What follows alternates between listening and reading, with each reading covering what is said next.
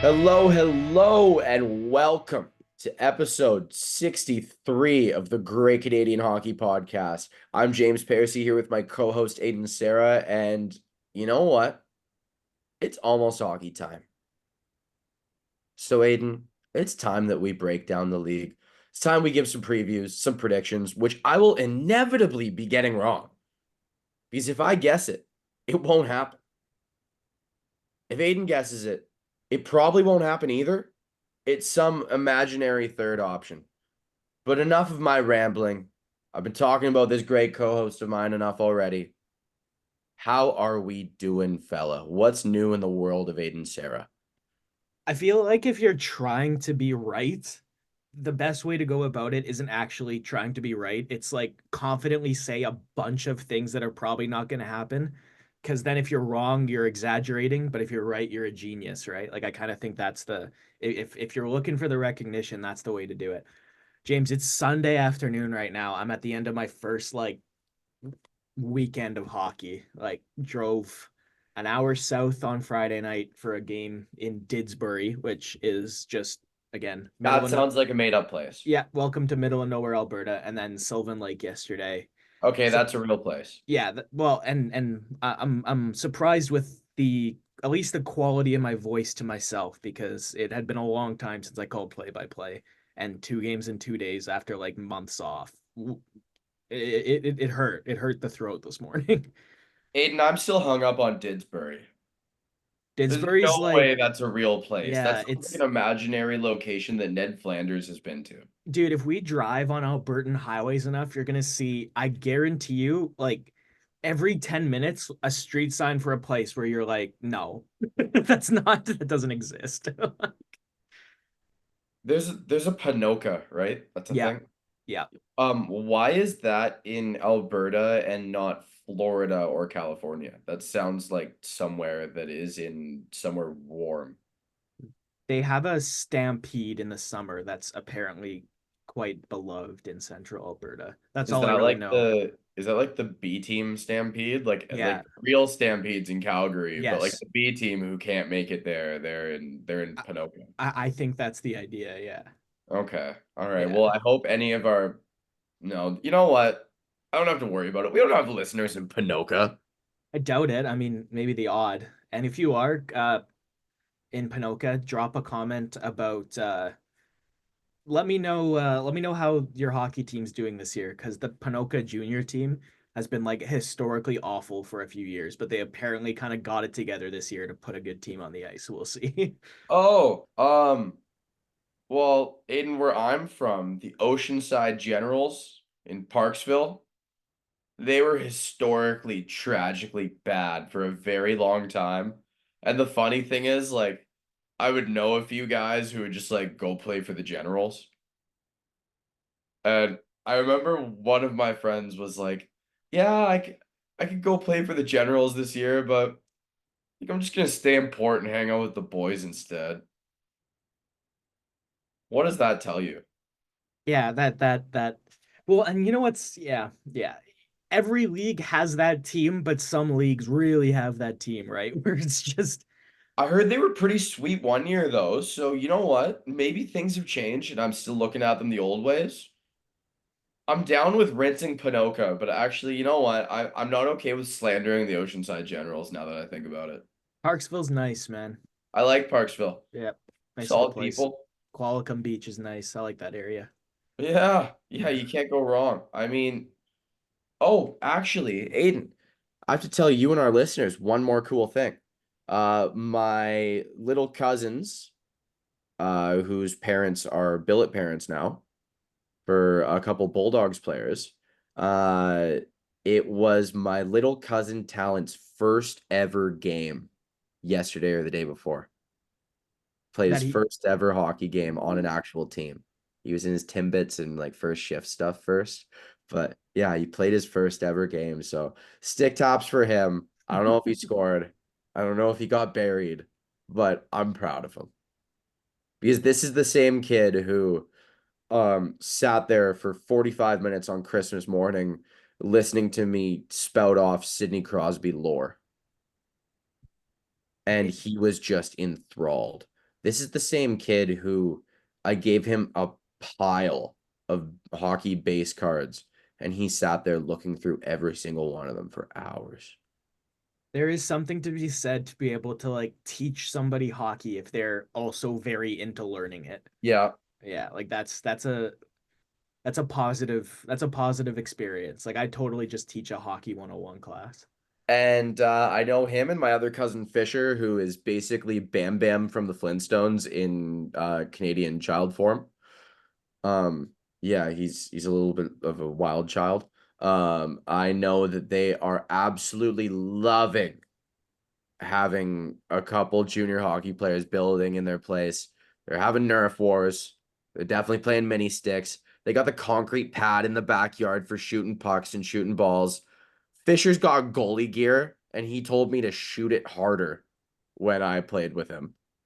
And they went to a game, I want to say yesterday, and Talon was given a signed stick.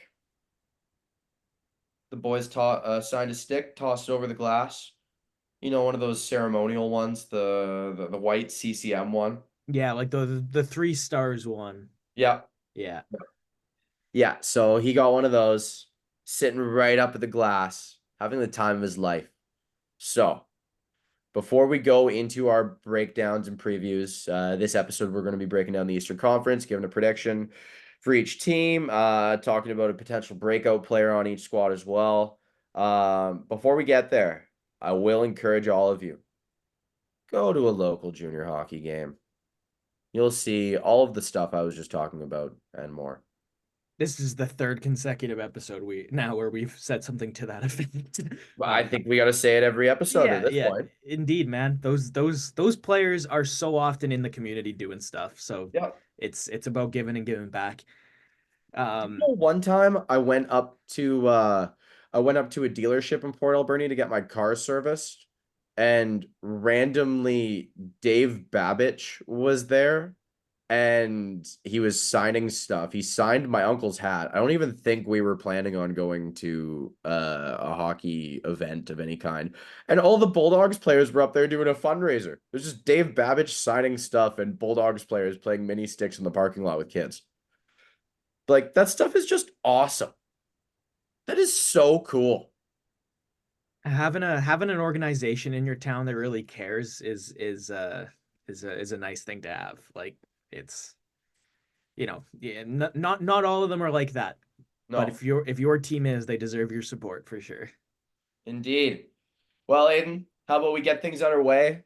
And we are going to start from the bottom of the Okay, Eastern so Conference. context of what we're doing here. You're listening to number 63, which is the Evgeny Dadonov episode of the Great Canadian Hockey Podcast right now. Oh God, he was good. He had a couple good years. James and I are going to be going through the Eastern Conference standings. We'll start from the bottom of last year and work our way up.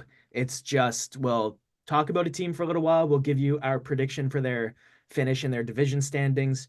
We're going to give you our most likely breakout candidate for each team. Now, listen, not every team has like a super stout breakout candidate. So we're going to do our best. Some of them are going to be a little bit weaker than others, but we'll give a player that we think is going to have a significant step forward this year with how the team's going to do and why we think all that. It's Eastern Conference this week, and then next Tuesday we'll have Western Conference preview just in time for us to get this all going. So, James, the first team on our docket, who are they?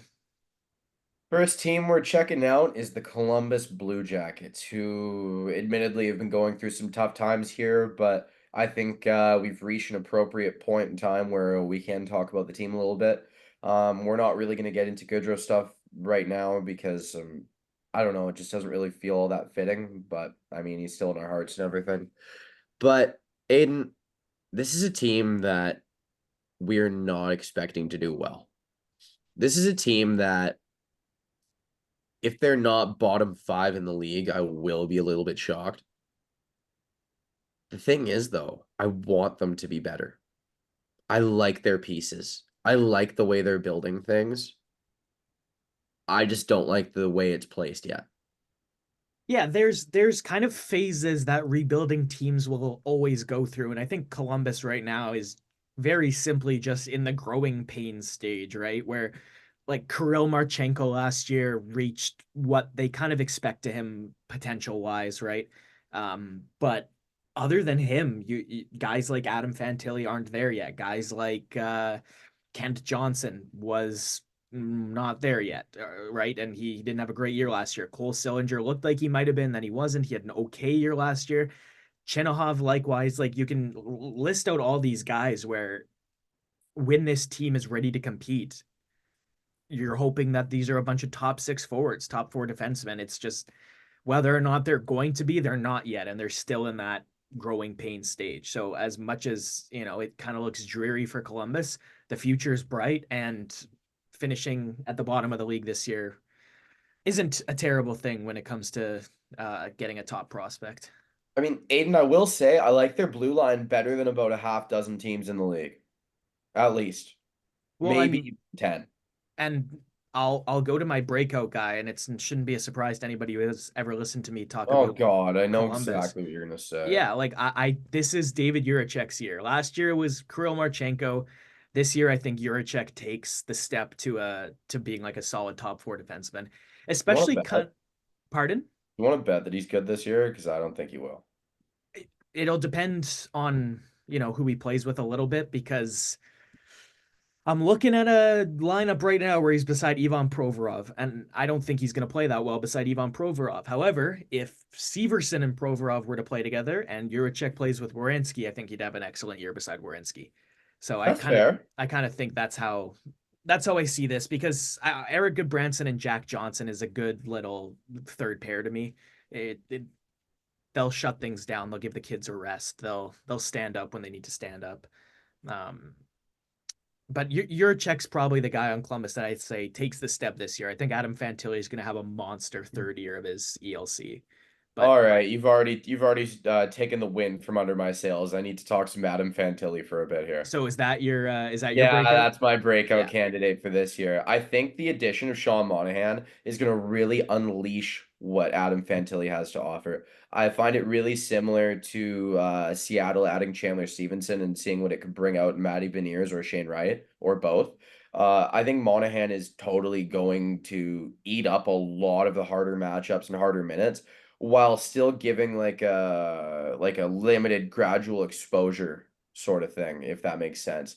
I think Fantilli's going to be able to probably put up between like 45 and 55 points. I I think that's don't safe. think I don't think he's going to be unbelievable. Like I'm going to tell you right now, he's not going to be a superstar this year. That's just not a thing. He was scoring at a 45-point pace over 82 last year. He just missed half the year, right? So Yeah. that's far from an exorbitant prediction. And not to mention that you're talking about Fantilli and Monahan, the effect that'll have. Look down the lineup. You've got Cole Sillinger and Sean Corrali, which could actually I kind of, like Sean Corrali. yeah, it could kind of play out in a similar way where Monahan's, shielding Fantilli a little bit, and if the matchup's not Monahan or Fantilli, it can be Corrali instead of Sillinger, right? And Cole Sillinger can kind of play on a line that gets the easier ones, because he struggles when the competition he struggles in the more intense parts of the game, right? Like he's a Yeah. good periphery player, but the second there's a battle going on, he's not winning it, right? And that was probably the frustration with both him and Kent Johnson in Columbus last year. So hopefully, if you're a Blue Jackets fan, you can see both of those guys get a little bit better, but I think it's bottom of the East for them again. I have them eighth in the Metro. Eighth in the Metro. Yeah, I think I can get behind that. One thing I will say is they are still going to be competitive. Like they're not going to place well, they're not going to win a ton of games, but they still will be competitive each and every night. This is a team that works hard. This is the kind of team where you're going to see action. You're going to see them try to outwork where they can't out talent. Like just because they're not a great team doesn't mean you're going to be able to walk in and smoke them every night. I still think they're going to be a hard out. Like I Especially with that defense, right? Yeah. One thing that we haven't talked about though, Elvis Merzlikins trade request went pretty public over, I want to say last year. And that still hasn't happened. It's the money, right? Who can take that, and will that happen? Well, and $5.5 million is one thing, but like Columbus isn't going to want to retain it all, and it kind of makes sense because he's under contract till 2027. So for Lincoln's, unfortunately, it might end up being just a waiting game for And when he's the rebuild goalie. That's tough. it is tough. Yeah. That's really tough. Remember what that did to Robin Leonard? Yes. That's not great. You don't want anyone to have to go through that. Merzlikins is a pretty competitive guy. And you know what? I am a fan of him. I've heard interviews, I've seen him talk. I love the way he plays. He's a lot of fight. The guy is a dog. You will see him steal games this year. Like, I think I think the Blue Jackets are last in this division, but I think they win 30 games. They won 27 games last year. I think they win 30 or 32 this year. Okay. Montreal. Aiden, there's so much to talk about here. I know. Um, I there's 5 or 6 places I want to start, but where I am gonna start, Yuri Slafkovsky will be a first power play fixture. I think he'll be playing 18 to 20 a night. And I want to say one thing that nobody's really talking about that much is I think this is the year where we see a lot of the guys who have been kind of stopgaps on this Montreal Canadiens team. I'm talking the Josh Andersons. I'm talking the Mike Mathesons. We see them kind of fizzle out. I think now is the time where everyone else is going to graduate and take their spot, basically. Jordan Harris out, Patrick Laine in. What do you think Laine can do this year for this Canadiens team?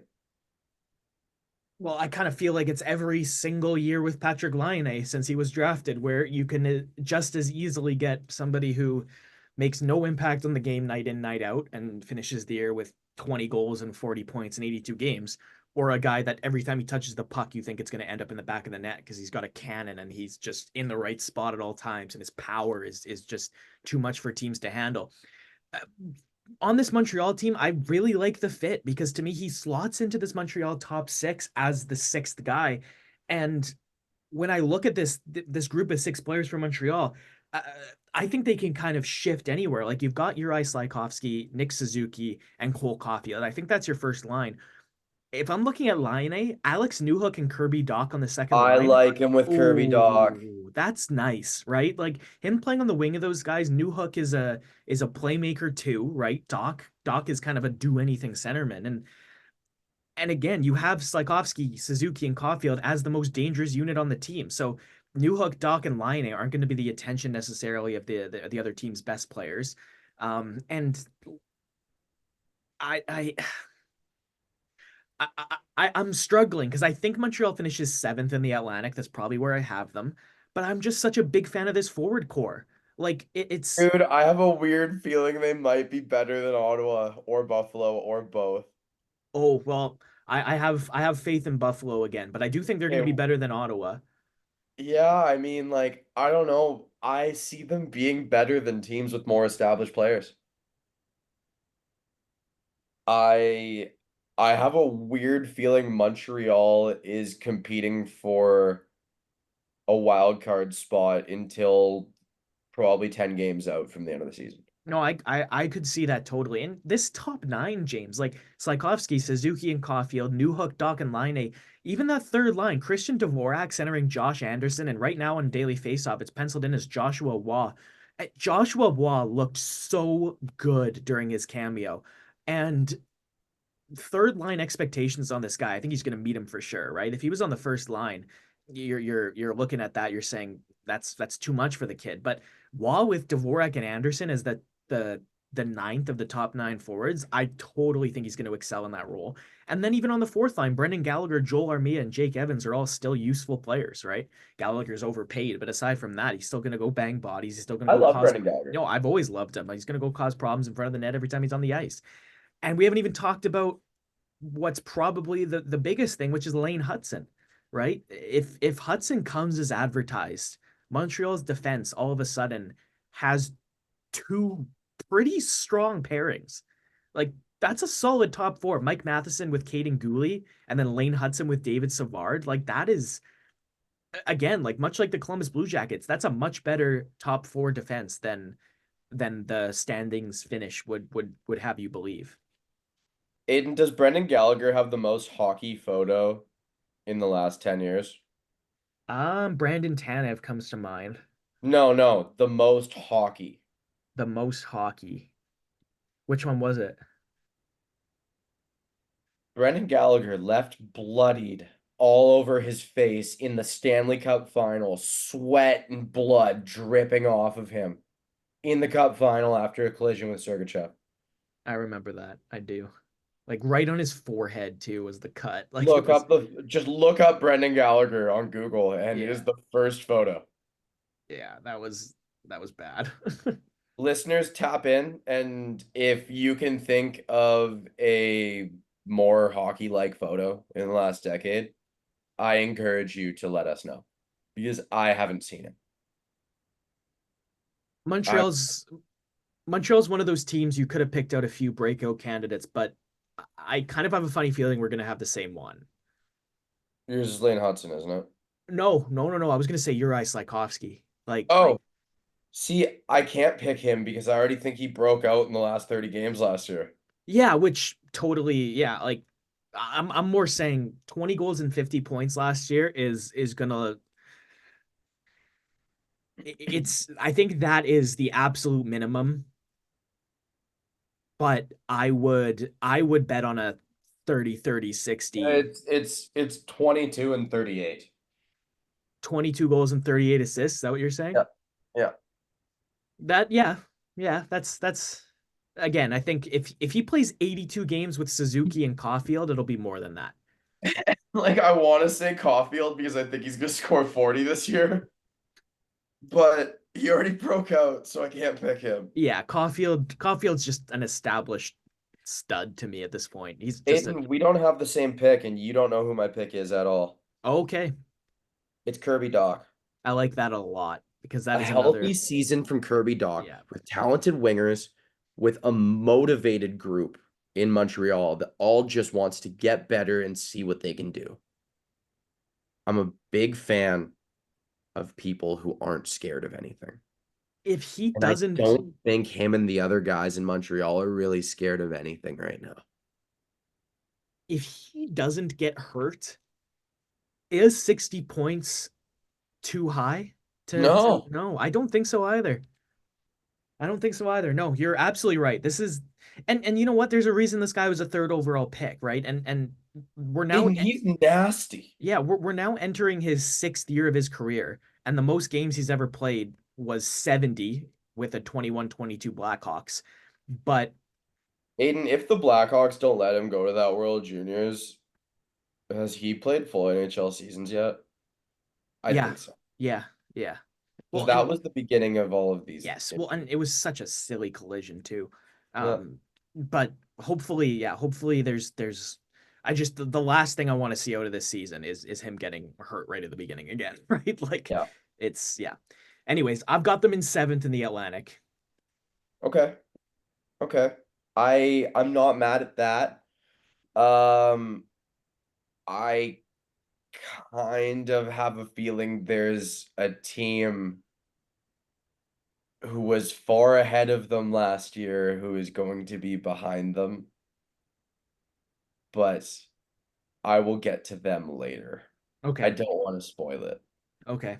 because that's probably my big you're crazy moment. This is like I'm going to have one moment in this Eastern Conference breakdown where you're gonna think I'm mentally tapped. And so tapped that I think they will be below Montreal and potentially around the same spot as Columbus. Okay. Well, next team's Ottawa. I don't think you were talking about Ottawa because it's I not, wasn't talking about yeah, Ottawa. it's not that bold. James, I was such a Sens believer. Me too. Especially remember the first couple games last year when their power play was ripping around. And it hurts because I'm such a big Claude Giroux fan. Yeah, and it's just I think for Ottawa it's just a matter like it's not all been there at once. Josh Norris has a crazy season and I nobody think else Shane does. Pinto's going to be better than Josh Norris this year. That's bold. I'm a big Norris fan, so I can't get behind that. But I'm if games played are not a factor, I'm not talking points per game. I think Shane Pinto finishes with more points. I'm not saying more points per game, but he finishes with more points. again, And it's I it's also like Shane Pinto's two-way game more. yeah, you're right about that. No, you're We're on talking a base. complete player that makes a second line center. I want Shane Pinto. Yeah, I know what you mean. For me, it's Norris is in the same boat as like a Kirby Doc, where I'm not gonna write him off until I see him like actually have a full season or two, right? Again, most games Norris ever played was 66, and it was in a season that he scored 35 goals. um, but again, like I said, it's for Ottawa. The struggle isn't talent, and it isn't these players having good years. It's these players having good years all at once. Like Brady Tkachuk was a beast last year, and that was his second straight year of being Is a a beast. yeah, and that was a second straight year of him being unreal. But then Tim Stützle took a step back, and Thomas Chabot got hurt, and Chikrin and Sanderson didn't really contribute the way you thought they were going to, and unfortunately, Chikrin James, out, Nick Jensen in. that I genuinely think that helps. James, I don't see Really? them. I don't see them going anywhere. Genuinely, I don't think this Ottawa team. It's Linus Olmark is going to help because it's going to be some confidence and stability. And Jonas Korpisalo was really bad at hockey last year. Yeah, he was Um, not a good goalie last year. no, he wasn't. But I don't know what it is about the Sens team, man. I just it's almost like only one line at a time is in a position to succeed, right? And maybe Aiden, that's have you because been of to Ottawa? no, I haven't been to Ottawa. It sucks. It's just trashing Ottawa now. It's not great. But one thing I will tell you, they have a motivated owner, a new owner, Yeah, new that in. too. Yeah. They just got their new arena deal signed. Do you kind of get the feeling that they are going to be stuck skating in circles, like exercising the definition of madness until this new arena is set up, and then all of a sudden they are just going to be filthy? You know what's Like gonna happen? I think a 27-year-old Tim Stützle is going to be one of the best players in the NHL. I agree with you. Now, here's where I'm gonna take it a little step further. Ottawa in that summer, I think has a Buffalo.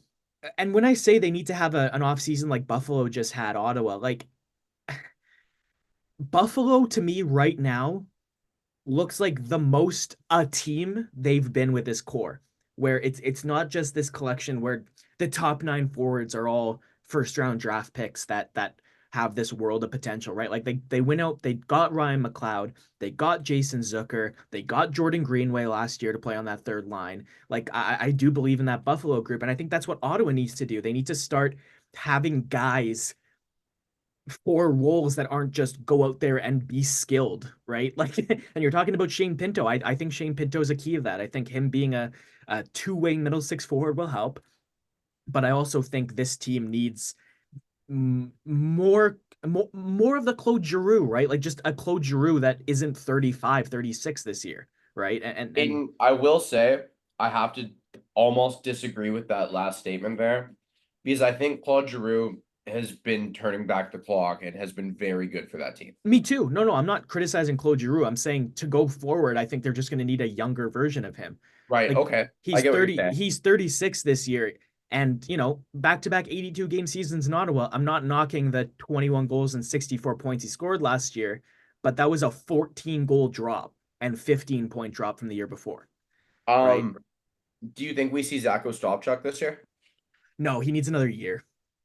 Really? Yeah, I Okay. think he needs another year. I think we're more likely to see Agnes Crookshank in that role just because if you're Ottawa, a guy like Crookshank, if you're Ottawa's found money, right? You draft him in the fifth round of the BCHL. He has a few strong years at UNH, and then he goes to Belleville and he looks like, oh my God, this guy can play, right? And so if you're gonna have a fourth line energy guy, I'd take the 24-year-old Crookshank, who probably is at that point in his development, instead of the 20-year-old Ostapchuk, who I think could still benefit from top six AHL time. And we're not just saying this because he's a friend of the pod. He actually is like that. Yeah. Anyways, Crookshank though, is a good friend of our friend Ben Bazran, and we do cheer for him. That is the thing. He is someone we are all pulling for. I like Ridley Gregg. I don't think, I think he's found money. yeah, I don't think David Perron is going to have a good year, unfortunately. I wholeheartedly agree slash disagree slash am mad at myself for even having an opinion on it because I have no idea what he's going to bring to the table whatsoever. Well, you just ran through all of the reactions you could have had to that. I know. That's the thing. I have no idea what he's going to be able to do. Okay, I If have we're talking 5 years ago, David Perron, I am overjoyed. yeah, it's just he's so not that. I will give him props though. He is still out there trying. Like he is still digging every shift. Okay, James, I'm gonna ask you, breakout candidate for Ottawa. Mine, I think, is a little bit outside of the box. And now Uh, breakout will be clear. We're talking step forward here, right? We're not talking like James doesn't need to say that he thinks that Noah Gregor is going to score 25 goals. He can say that he thinks like he can say that he thinks Batherson will get 10 to 15 more points, right? I thought we're talking breakout candidate. Like what if they've already broken out? It's I'm talking another level, right? Okay, we found another level. All Found right. another I'm on level. board with that. Yeah. Like Frank Vetrano has been an NHLer for a long time, but he definitely broke out last year. That's what I'm saying. Where Vetrano had 37 goals for the Ducks last year at 29, right? Like he was such a serviceable middle six forward for a while. It just finally happened. I mean, yeah, it's the kind of thing where a jump is, yeah, okay, yeah. I can get on board with the jump. So give me a breakdown on this player. Tell me more about your breakout candidate. It's Jake Sanderson, man. You know what? Screw you. That was mine. Yeah, was it? Listen, Yeah. like again, Ottawa's defense has just kind of been a crapshoot, right? It's like you had Shabbat and Sanderson and Chikrin who all looked not good when they played their offside. And that's kind of why I said that I think their defense might actually be better off with Nick Jensen, because at least this way you've got two succinct pairings. You know that Sanderson's going to stay with Artem Zub. You know that Nick Jensen's going to stay with I Thomas like Zub. Shabbat. I like Zub too. And it's not just because I like saying Zub. Yeah, and you don't need to be forcing Jacob Bernard Docker to play half the year as a number two defenseman because you have nobody on that right side, right? Like it's a little bit more succinct this year. And I think they're gonna give Sanderson the reins. He had a better year offensively than Shabbat last year. I think he's gonna end up getting the first power play unit to start this season. I like Thomas Shabbat, but I think Sanderson's already better. Anyways, I do have them eighth. I want them to be good. I just don't think they will be. You got him at the bottom of the Metro Yeah, or bottom of the Atlantic. bottom of the Atlantic, yes. Okay. One thing I will say about this Ottawa team, they have the potential to prove all of us wrong.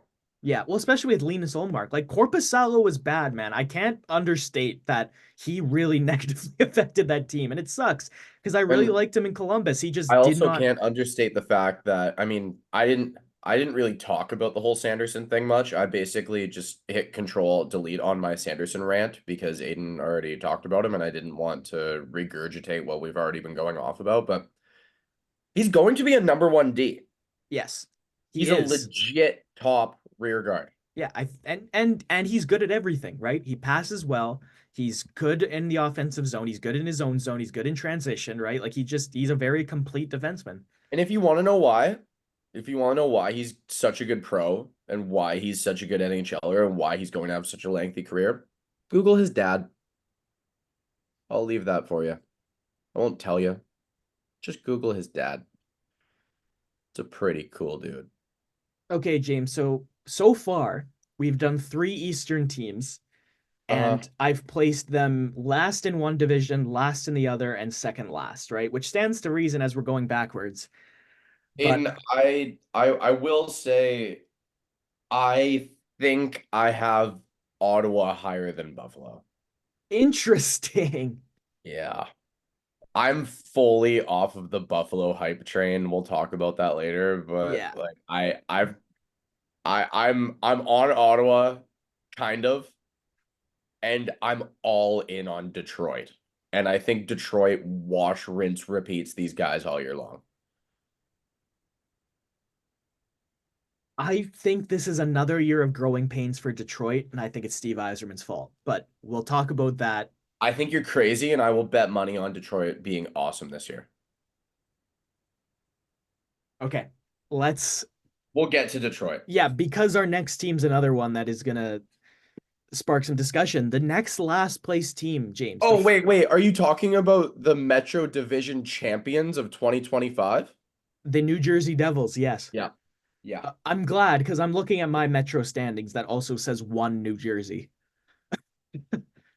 Oh, I don't think they're gonna win the Metro regular season. I I think think this I think they're going to embarrass more established teams in playoffs, and it's going to be really funny. And then they're going to get toasted in the conference finals. I think you are going to see 200-point scores from this New Jersey Devils team. that's a lot to ask of Jesper Bratt. And yes, one of them is Jesper Bratt. Yeah. Dude, I am so high on Yeah. Jersey right now, man. I Me don't even too. care that Luke Hughes is out for a few weeks. Yeah, no, That does nothing for me. I'm also incredibly hopeful that I mean hopeful. Hopeful. I'm I'm not not hopeful. yeah, I'm sold. I'm not saying that this team is like I want New Jersey to, like I'm a big New Jersey fan. It's more just like you look at these players, you look at these pieces, and I totally believe in the learn to lose before you win, right? And they've gone through a couple of years now where they exceeded expectations and got their hearts broken in the playoffs. Aiden, they And might have 530 goal scorers. that's a lot. They're You gonna have telling me Brad, Meyer, and Hughes. Mercer, Mercer's not scoring. Hughes? Mercer's not going to score 30 goals. I like Dawson Mercer, but um, He sure won't. no, he sure won't. I think it's Hughes, Meyer, Bratt, 30. Okay, fine. Yeah. Fine, I'll calm down. Um, but you know what? Even a 25-25-50 season out of Mercer would be a huge upgrade on last year, right? He had a sophomore slump last season. I think Um, he's going to be nasty this year. I like him a lot. And again, it's another one of those guys that's just a do everything guy, right? He'll go out Yeah. on the ice. I guess not a sophomore slump. It was the third year of his ELC, but uh, yeah, I do believe in this Devils team, and I think their biggest problem was solved in two ways, right? The first gripe I kind of had with this team was after Jonas Siegenthaler, none of the defensemen were good enough Yeah, defensively. how have we not talked about the fact that they added Brett Pesce and Yes, Brendan Dillon yet? and Jacob Markstrom, man. That was their two biggest problems to Yeah. me last year, where the defensive depth wasn't good enough. Um, but the goaltending was also so far from good enough. And this defense now, James, like fully healthy, Siegenthaler, Hamilton, Hughes, Pesci, Dylan, Nemec. Like, They got Kovacevic as well. He's not bad. yeah, he's solid too. Like they have seven solid defensemen, and this is with a top six of Palat, Hischer, Bratt, Meyer, Hughes, and Mercer, right? And man, I'm no, I'm scared of this team, to be quite honest with You know you. what my low-key favorite addition they made this summer is? Paul Cotter. Paul Connor. I like Paul Cotter. I like the Stefan Nason comeback. Oh, Stefan Nason's great. Yeah, Did you watch how he played on the power play for that Hurricanes team? he has a rocket. He My does. He God. has a cannon. And he can Um, play anywhere down low. Anywhere. Like he is a very solid player. I think I really like the idea of a Nason Meyer Heischer line. okay, see, that's interesting because here's where I was gonna go with my New Jersey talk Thomas right now. Tatar. A little bit. I think Thomas Tatar, Eric Holla, and Stefan Nason is built to be a good third line. Like I totally think that is exactly what you want as a third line in all situations because those I guys are mean, gonna the go, thing with Nason is he's a cheap player who can play with really good players. He has yes, the ability to play with top guys. And I think you have to utilize that. I know what you mean, but James, I think if there's an injury in that top six, I think Nolan Foote is gonna get his moment this year. I think he's gonna get a shot in that top six. And I'm not saying that, like if I was Mercer were, waiting for the moment that I would disagree with you about something on this team. yeah, and it makes sense, right? Like I don't actually think Nolan Foote is, like even when he was hyped up in Kelowna and junior, I could see that he's kind of like Arthur Kaliev, where at the end of the day, the NHL goalies are not getting beat by this shot, and you got to do something else, and he wasn't doing it. But to me, looking at this Jersey team, they are so clearly built to be a deep team. And I think that's why you're going to see if Andre Palat were to get hurt, you're going to see him take a shift up in the top six. And unfortunately, I think that's going to be my breakout candidate more because I don't really see anybody else that I think is going to take a massive leap forward. It's one of the more unlikely ones we've said, I think. But I could see him if one or two of those top six forwards drop out. I could see him just absolutely filling the net with Jack Hughes feeding him, right? Because at the end of the day, he stands in the right spot and he's got a rocket of a shot. So is that enough to make you a 10 season NHLer? No, but if you get 30 games with Jack Hughes, yeah, you might score 15 goals. I have a breakout candidate who's broken out 5 times in his career. It's Thomas, the tuna. Ta ta. It's exactly him. He is going to be so solid this year. He's going to have 20 goals and 9 assists. He's going to fill in because someone's going to get injured. I'm sorry. I don't wish injuries on anyone. I really don't. But you are going to see multiple injuries in the top six with this team. It's going to happen. One other thing I'm very, very strongly looking forward to. The Eastern Conference is loaded with gladiators, and Jersey has one in Curtis McDermott. He's going to Yes, get they in do. 7 or 8 fights this year, and all of them are going to be filled with haymakers. I think he's going I to get in. love Curtis McDermott, and I think he's probably seen Matt Rempe training with George Laraque. I bet he's low-key just been like taking some judo. He's just been going crazy at grappling. The guy's been taking extra MMA classes all summer. How He doesn't many, care how tall Rempe is. yeah, how many Rempe McDermott fights? Like at least two, right? Minimum. 4. Yeah, no. I would rather there be more, but we're gonna get a main show. We're gonna get an encore, and then we'll see. Yeah, and then winner gets Jet Guy. I've got New Jersey first in the Metro. I do. How about I you? have New Jersey second/third in the Metro regular season, but that's 105 points. I think the Metro is probably the winningest division in the league this year. Really? Yeah, but I I don't think anyone from the Metro wins the cup, so I don't like yeah.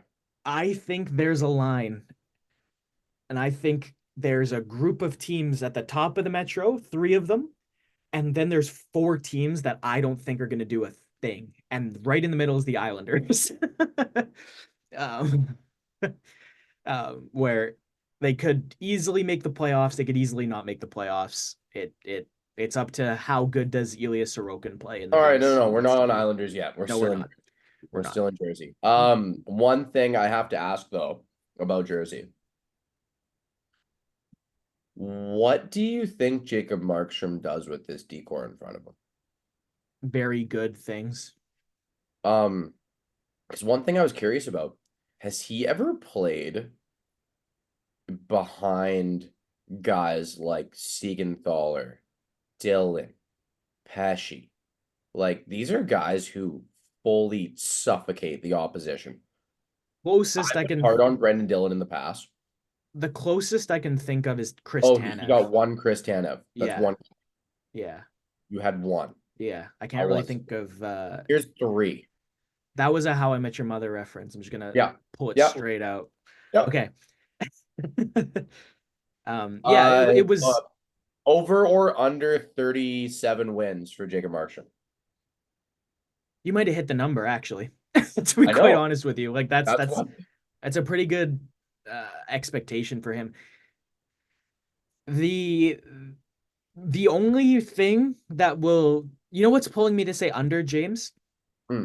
The team's very good, and they've also got Jake Allen and Nico Dawes. So I think he's going to get a little bit of load management during this regular season because it's a guy who's gone through some injury problems in his career, and I bet you it's going to the focus for this team is going to be he needs to be 100% for the playoffs. So I bet you we're going to see Allen and Dawes get starts for But isn't he one of non. those goalies who likes playing more games?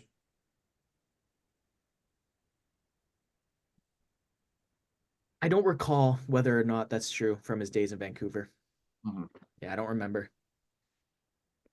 I could just be making that up.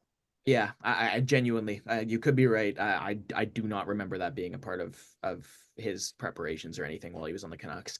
Okay, so here's a team we're going to Hold disagree on on. next. Hold on. One thing before we leave Jersey. I know we've been here for far too long. What's one thing that could go horribly wrong for this squad and derail all these expectations we just made? Easy answer is injuries. Um, No, dig deeper. Dig deeper. I know Jack Hughes was hurt last year. Mhm. Jack Hughes didn't strike me as a player last year who when he was on the ice, it was my team is winning this shift, is winning. I didn't see the drive out of him, and like I saw, I think I saw through, that out of Jesper Bratt. yeah. I think Brat was the same way, where it when the season was clearly like kind of getting away from them, and you know what, it happens with a bunch of young stars where you're looking at this team and they're in desperate need of some leadership, and I kind of think that's where the absence of Dougie Hamilton was felt. And that's kind of where I think somebody like Brett Pesci coming into the fold, Thomas Tatar will help that. So I think Jack Hughes needs to be what he can be this year. I think if Jack Hughes is like a 75.2C, that's going to take the wind out of the sails of the Devils. I think he will. I think we're going to get 100 points out of Hughes, though. I do. I think that's really reasonable. The one thing I think could go horribly wrong is you're not gonna like this. I don't think most people are gonna like this. What if Jacob Markstrom isn't that guy anymore? What if he's just not that guy anymore? I like him. I'm a fan. I don't like that I said that. But I mean, that's the one thing that could go horribly wrong. We've looked at what's been terrible the last couple of years. It's been goaltending. You look at their goaltending numbers. Vanacek was a nightmare there. Like, what if we just get a really horrendous season out of Markstrom? This team won't make playoffs. So I think it's do or die. I love Sheldon Keefe there. I think he's going to be such a good coach with that squad. I think he's going to unlock some crazy numbers from these guys. Sheldon Keefe with competent team defense, I think, is going to win the Jack Adams this year. Sheldon Keefe should have a freaking documentary in Jersey because he was great under the microscope. I'm disappointed there's no microscope on him now. You just want somebody following him around with a camera. Yeah. Yeah. We're about to get our Amazon Prime series on all of these players. I wish there was one on Keith. Yeah. We should do a watch along for that. We should. You and me watching that series. That's only kind of a terrible idea. It would be just like complete incoherent chaos. Yep. Oh Um, yeah. but that's part of this podcast charm, I think. Um, okay, Buffalo's the next team, James, and I'll let you start by tearing them down so I can build them back up. Um, if we don't see ridiculous peak Tage Thompson, this team is just going to be stuck in the middle of nowhere forever. And I don't think I'm going to see ridiculous peak Tage Thompson this year. I just don't think I will. Everyone is putting so much on Jack Quinn now. So much. They're like, oh, he's going to be that guy. He's really going to break out. He's really going to change things. I think he's going to play less than JJ Peterka. Peterka's solid. Good player. He's not a superstar. We're talking about Jack Quinn like he's a superstar. It seems like it. I don't think he's that guy. I think he can get you 20 and 20 after some development and health. I love Dahlian. Dahlian is phenomenal. Dahlian is a top 10 D in the league. I'm not even talking like he's 9 or 10 or 11. Like he's very good. Owen Power needs to be that good. If this team's going to do any damage, he needs to be that good. I've talked a little bit forward. I've talked a little bit defense. Now I need to put some pressure on the goalies. Where the hell is Devin Levi? He seemingly was everyone in the world's favorite goalie prospect, including me. Including me. But now the guy is just stuck in the middle of nowhere, it seems like. And he's lost his starting gig. I don't know if he ever had it. Yeah, I don't know if he ever had it, but it's the kind of thing where I don't know if he's going to get it. I don't know if it's going to happen. UPL to the moon for fantasy owners. I will say that. Unless your league relies a lot on wins. I don't think Buffalo is doing very good this year. You have them eight? I think Buffalo, yep. I think Buffalo makes wholesale changes at the deadline. I think Kevin Adams gets fired. And don't get me wrong, I'm not a Buffalo hater. I actually love these players. I love this team. I love their fans. I think they're going to be horrendously bad. It was always, oh, just watch out. Buffalo, Detroit, Ottawa. They're all getting so good. They're all going to pop off. Now, Buffalo's getting left in their dust. We got bait and switched by, what was it, a 47 goal Tage Thompson? Isn't that what it was? It was 47, yes. Yeah, we got bait and switched by that. It was all smoke and mirrors. He is really good. He's phenomenal.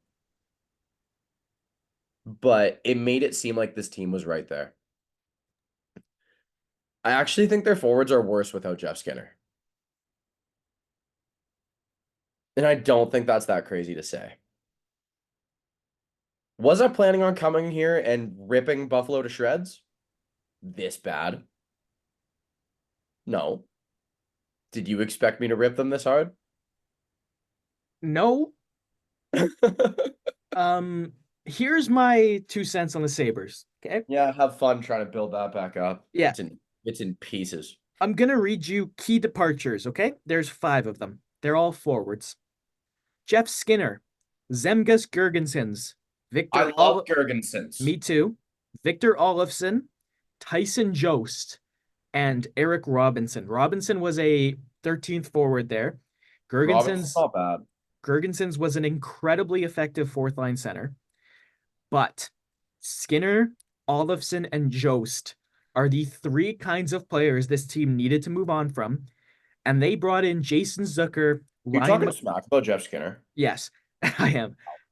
Jason Zucker, Ryan McLeod, Sam Lafferty, and Nicholas Aube-Kubel are all not better hockey players than Jeff Skinner.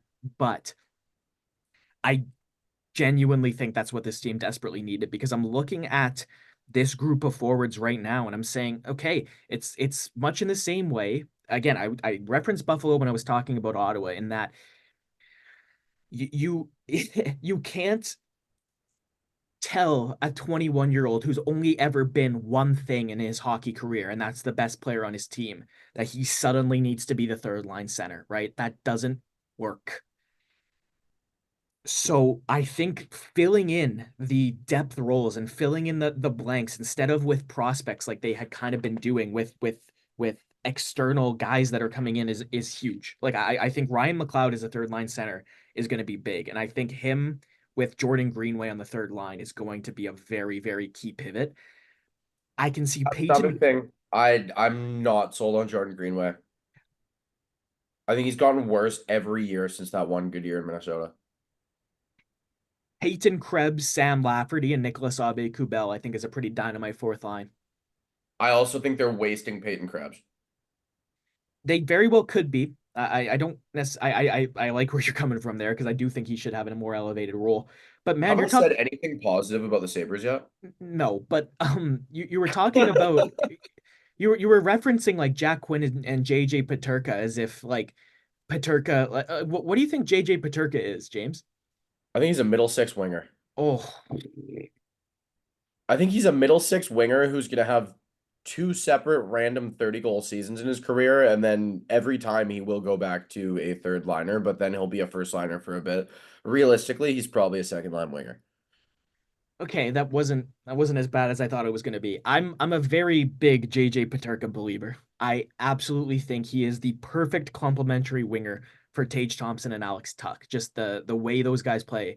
Peterka is the guy that just you need a skilled play to just get the puck to Tuch in a difficult situation. Peterka can pull that out of the corner. He's good at reading the offensive zone, right? Like he always kind of seems to pop up when there's something happening and the puck squirts loose. It's usually onto the stick of Peterka. And 25 goals this year, James, at least for him. Right. And I'm talking about that as the Okay, first line. that's fine. Yeah, Tage Thompson is going to take a step forward. He's not going to go 47 like he did in his big year, but I think we easily get 65 points out of Thompson.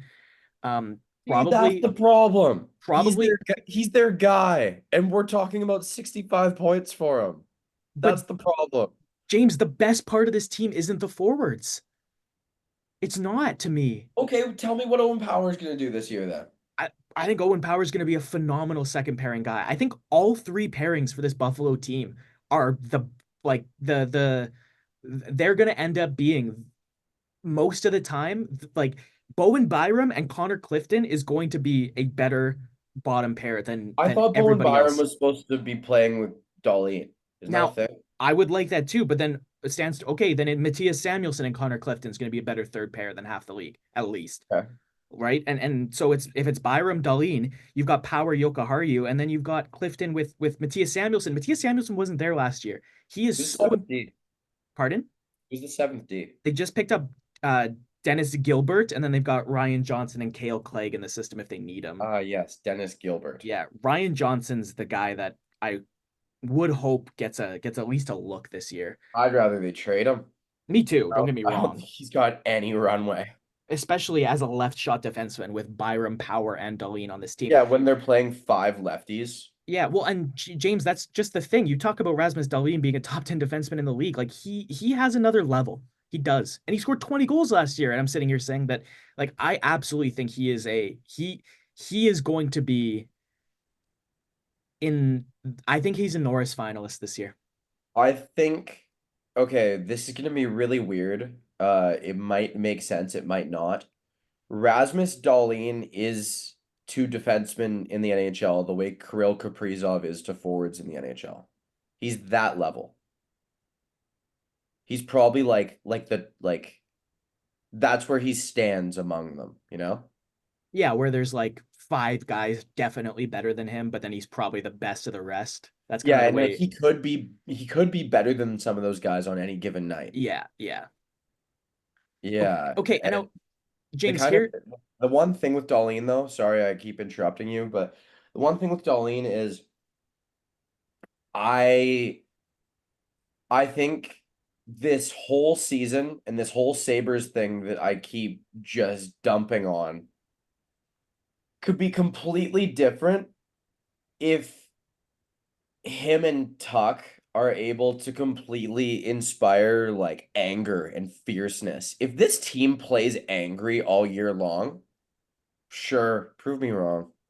I think we get a huge bounce back from Dylan Cousins, right back Oh, I to what he love was. Dylan Yeah. Cousins. He was Love him. 31 goals, 68 points, down to 18 and 47. I think we're back up to at least 25, 30, and 60 to 70 points again for You Cousins. know what's hilarious? I tried with everything I could to trade for him in fantasy at the start of last year, and my trades kept getting rejected. How do you think that felt as the season went on for Buddy who kept him? Even better for you, anyways. Yeah. Here's the last thing, James. Okay. How much time do you think has passed between Devin Levi being everybody's favorite goalie prospect and now? How much time is that in your head? Um, 1 year and 1 summer. Yeah.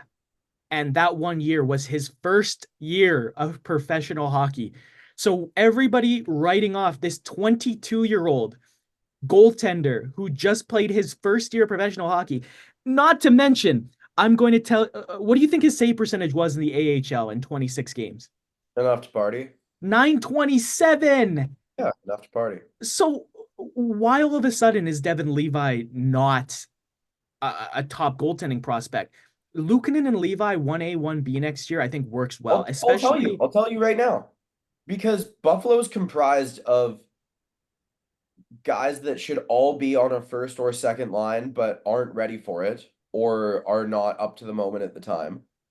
And then all of their defensemen are guys who probably should be on a first pair, but either aren't ready for it or there isn't room for it. They are not built right.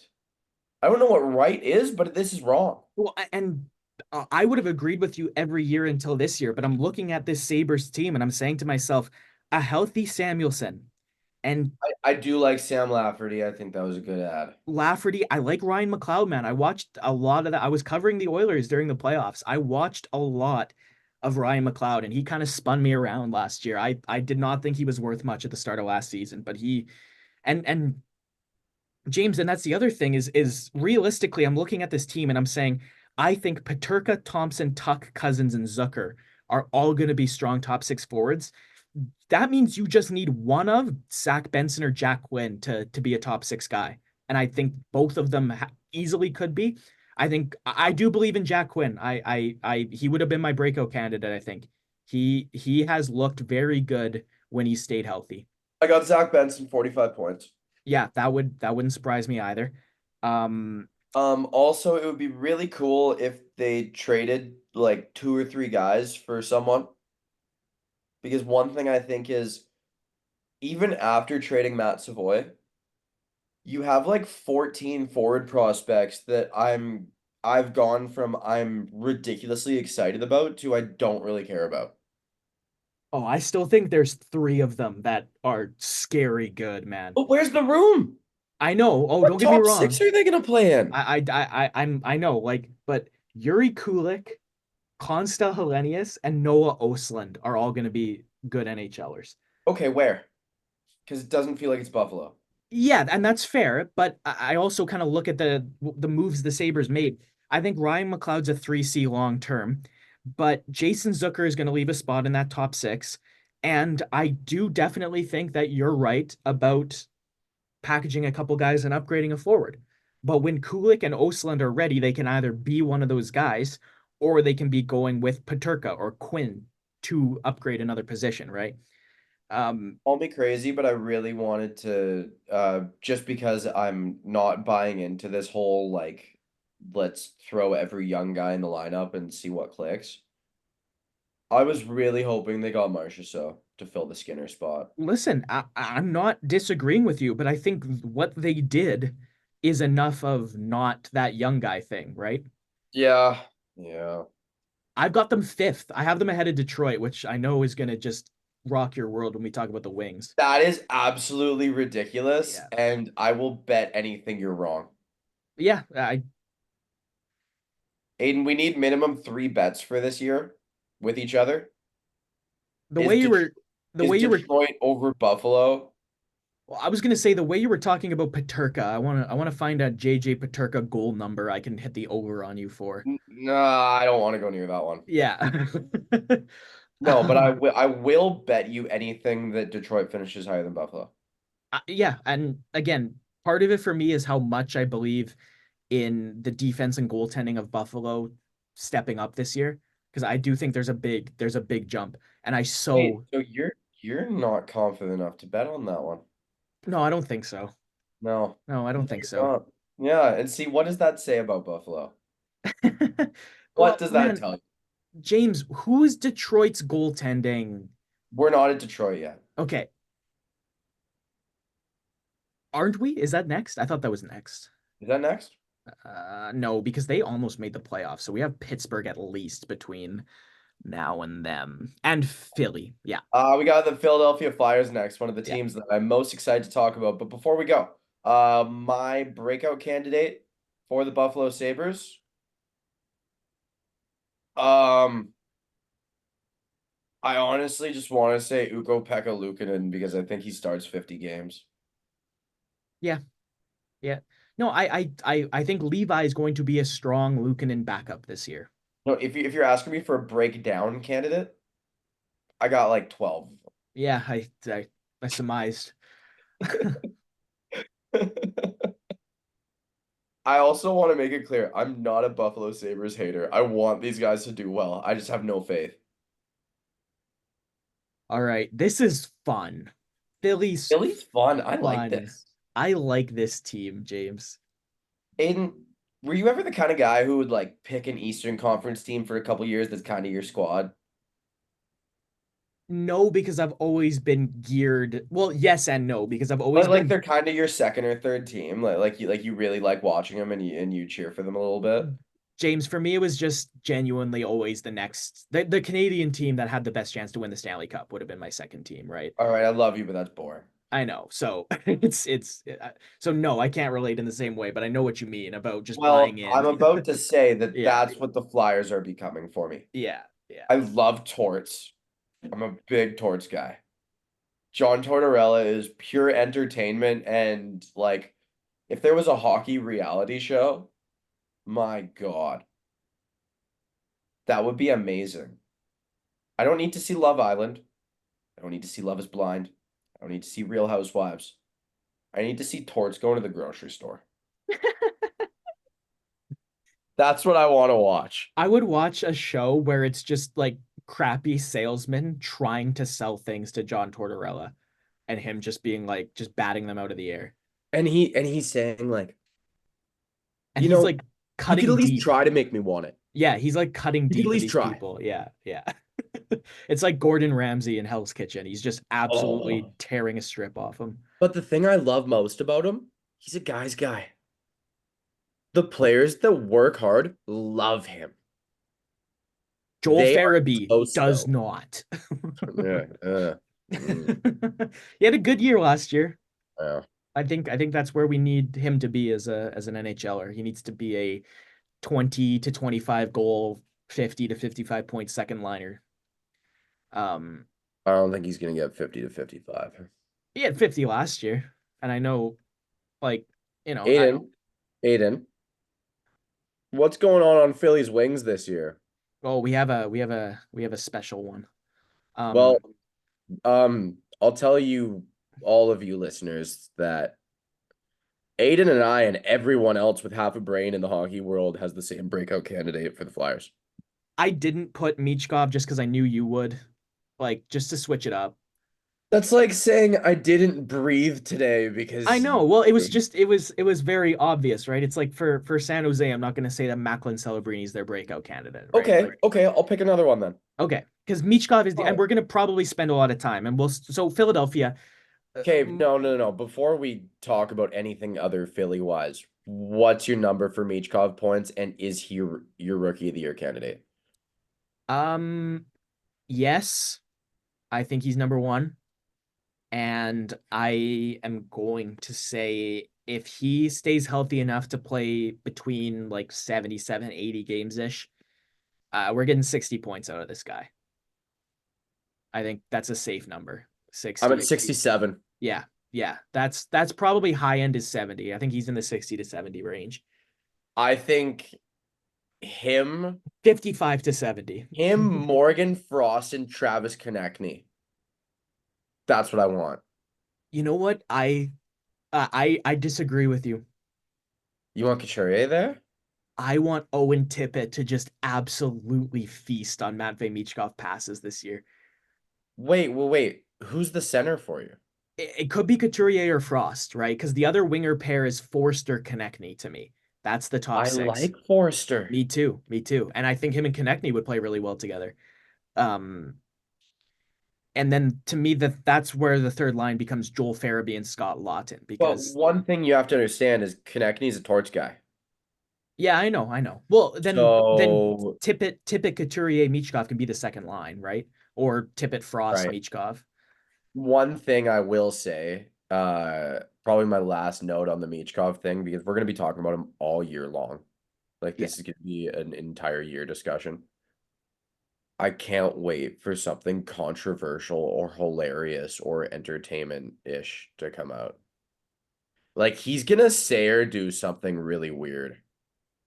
Or like some dispute with him and a media member or Torts is gonna pop out. He's a pretty calm, timid guy from what I've seen when it comes to media. Like, usually they're pretty selective and quiet about him. I don't think he's ever had NHL level cameras on him before and after games.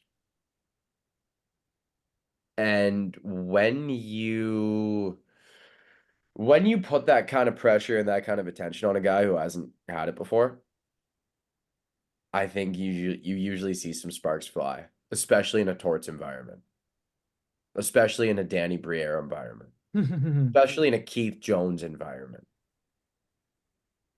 This is going to be awesome. One thing I will add, they brought back Erik Johnson, didn't they? Yep. I really like that for that young squad. Me I too. think Erik Johnson, Sean Couturier, Scott Lawton, I think that's a really solid leadership core. I think Travis Sanheim is phenomenal. I remember people going, "Oh, Provorov was better than Sanheim." Yeah, keyword being was. Sanheim is very good. Aiden, so who's your breakout player? Jamie Drysdale. Oh, that's fun. It's the right side of defense. Cam York is good, and I think he's going to start on the first power play unit. But I think Travis Sanheim and Jamie Drysdale long term is a great pair. Like I think Sanheim for Drysdale is what Tanev was for Hughes, I think. And I totally believe that Jamie Drysdale is going to become this great two-way defenseman, and it's going to be because he's learning from one, right? Like I think Philadelphia, if they play their cards right, has a and like I'm saying that about Sanheim. How old is Travis Sanheim? He's 28, right? So we're not talking about two 24-year-olds, but I think for the next Travis Sanheim's probably their number two defenseman through the whole rebuild. They just need a yes, number one. yeah, I think we get like half a decade here at least of Travis Yep. Sanheim and Jamie Drysdale being a great top pair. And I like Cam York, and again, it's not against Cam York that I'm pulling him off this like pedestal as the top dog in Philly. He's solid. Nick Seeler is very solid. I think Igor Zamula is solid. Like it's a bunch of pretty good defensemen that I think like I like Ras. Ristolainen as a number 6. Yeah, Ristolainen on the third pair with Zamula is fine. That's awesome. They're Samuel gonna hit so much stuff. Samuel Ersson, Ivan Fedotov, Cal Peterson is a little bit of a tough goaltending group. I obviously they were one of the teams that had an unpleasant surprise halfway through last season, where one of their players was no longer eligible to um, play hockey or not be incarcerated. But um, Philadelphia to me takes a step forward, and I think they are just on the outside looking in this year, but I think they're a year away from a playoff team. I have them in sixth. Aiden, this is a roster that includes Garnet Hathaway, Nick Delorier, and Scott Lawton. It is a John Tortorella roster, in other words, is what you're saying to me. Hell Yeah. yeah.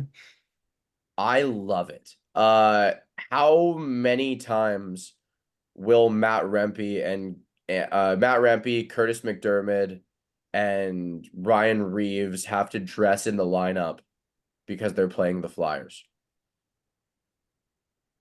Probably every game. I think every game that they play against the Flyers is probably gonna happen. One thing I'm curious about, what do you think of Ryan Poehling? Do you think he can absorb some minutes on the squad? Yeah, I think it's tough. You know what I think Ryan Poehling should do? Be a third liner? Do you remember Michael Frolik at the beginning of his career? Hell yeah, I do. Do you remember Nino Niederreiter at the beginning of his career? Do you remember Michael Grabner at the beginning of his career? Yes, because he was on the Canucks, but um, Niederreiter and Frolik are examples of players who like high draft picks, a lot of skill, a lot of expectation that they were going to be these top six wingers, and it didn't work. And they did something that a lot of players like that don't do, which is learn how to excel at a different role. And I think Ryan Poehling's ticket to a long-term NHL spot is learning from Scott Lawton and Noah Cates what it takes to be a shutdown bottom six forward. Because I think physically and skillfully, he's good enough to be an NHLer, but he's not good enough offensively to be a top six forward, and he's not good enough at everything else right now to justify playing him at center over Lawton or Cates to me, because I do think we get a Noah Cates bounce back. I don't think that one good season was an anomaly. Like he's going to be a good third liner. He's not going to be a top six forward. I don't think he's going to improve much on that 38-point season statistically, but he's excellent in his own zone. He is so good defensively. And I think like he can play the wing, he can play center. I think Poehling being a long-term NHLer is on the back of can he beat Cates and Lawton, honestly. If that makes sense to you. Yeah, I see what you're saying. I don't think he's that style of player. I don't think he is either, but I don't think he's good enough to make it as the skill guy he looked like he was going to be. One thing I want to see Philly try and figure out this year, I really like what they managed to do with the whole Cutter Gauthier thing, Me too. but, and I know I don't know, I see him as more of a winger than a center anyway, but I really, really, really want them to find a center for the rebuild. I would really like them to look around and see if they can acquire a really good center prospect or a guy who's not really working out elsewhere but might work out there. Because I wonder how much more Sean Couturier you have left. Which sounds crazy to say because he's what, like 31? I'm a huge fan of their first rounder from this year who was a centerman, Jet Lushanko. But Say that. I think he it's hard because to me, I think he ends up being an awesome 2C. I don't think he has the offensive plateau to push above that. Is Philly gonna end up being like Montreal was for the better part of the 2000s and 2010s, where post Saku Koivu they just never had a center? Well, yeah, we're saying that, but then they also just as easily could finish like fifth last and get some lottery luck, and then all of I a don't sudden think it's they're finishing fifth last. James Hagens. No, I know. I'm just saying, like, they get decimated by injuries. All of a sudden, your center woes are like, oh, look at that. We're fine, Isn't right? isn't Michael Misa ranked like fifth in draft rankings right now? Seventh, Seventh. Yeah. seventh. Because Roger McQueen came out and scored 4 goals in his first game of the year for Brandon. Hey, it's not his fault that he's 6'5". And his last name is McQueen. It is, dude, that guy's a rock star already. I'm Dude, such a if big my fan. name was Roger McQueen, I would have lightning bolts tattooed on my arms. Yeah, I would be Lightning McQueen. he's the real deal. Um, He needs to celebrate goals by saying "Kachow." If he doesn't already, I'm disappointed. Pop culture references bingo card. We've had Cars and How I Met Your Mother so far out of James. Have 17-year-olds watch the movie Cars? I don't know, man. I'm 21 and I very, very, very, very much remember Cars being a part of my childhood. Yeah, but I think you're right at the fringe. I think people 2 years younger than you are probably like, sorry, what? Well, you know what doesn't help? Cars 3 was just a disaster. It's one of my I least mean, favorite Pixar okay, it movies. was not good at all, but the poster, awesome. I know, and the trailer too, the teaser trailer was like Awesome. unreal. Anyways, this is long already and it's not close to the end, so let's keep going. I have Philly in sixth in the Metro, ahead of two teams. Okay. I will say that okay. I have them ahead of Columbus, Mhm. and I have them ahead of the team that we will talk about later that I have falling off a cliff.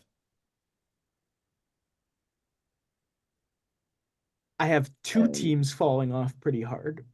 yeah, and I have them dead even with Washington and Pittsburgh.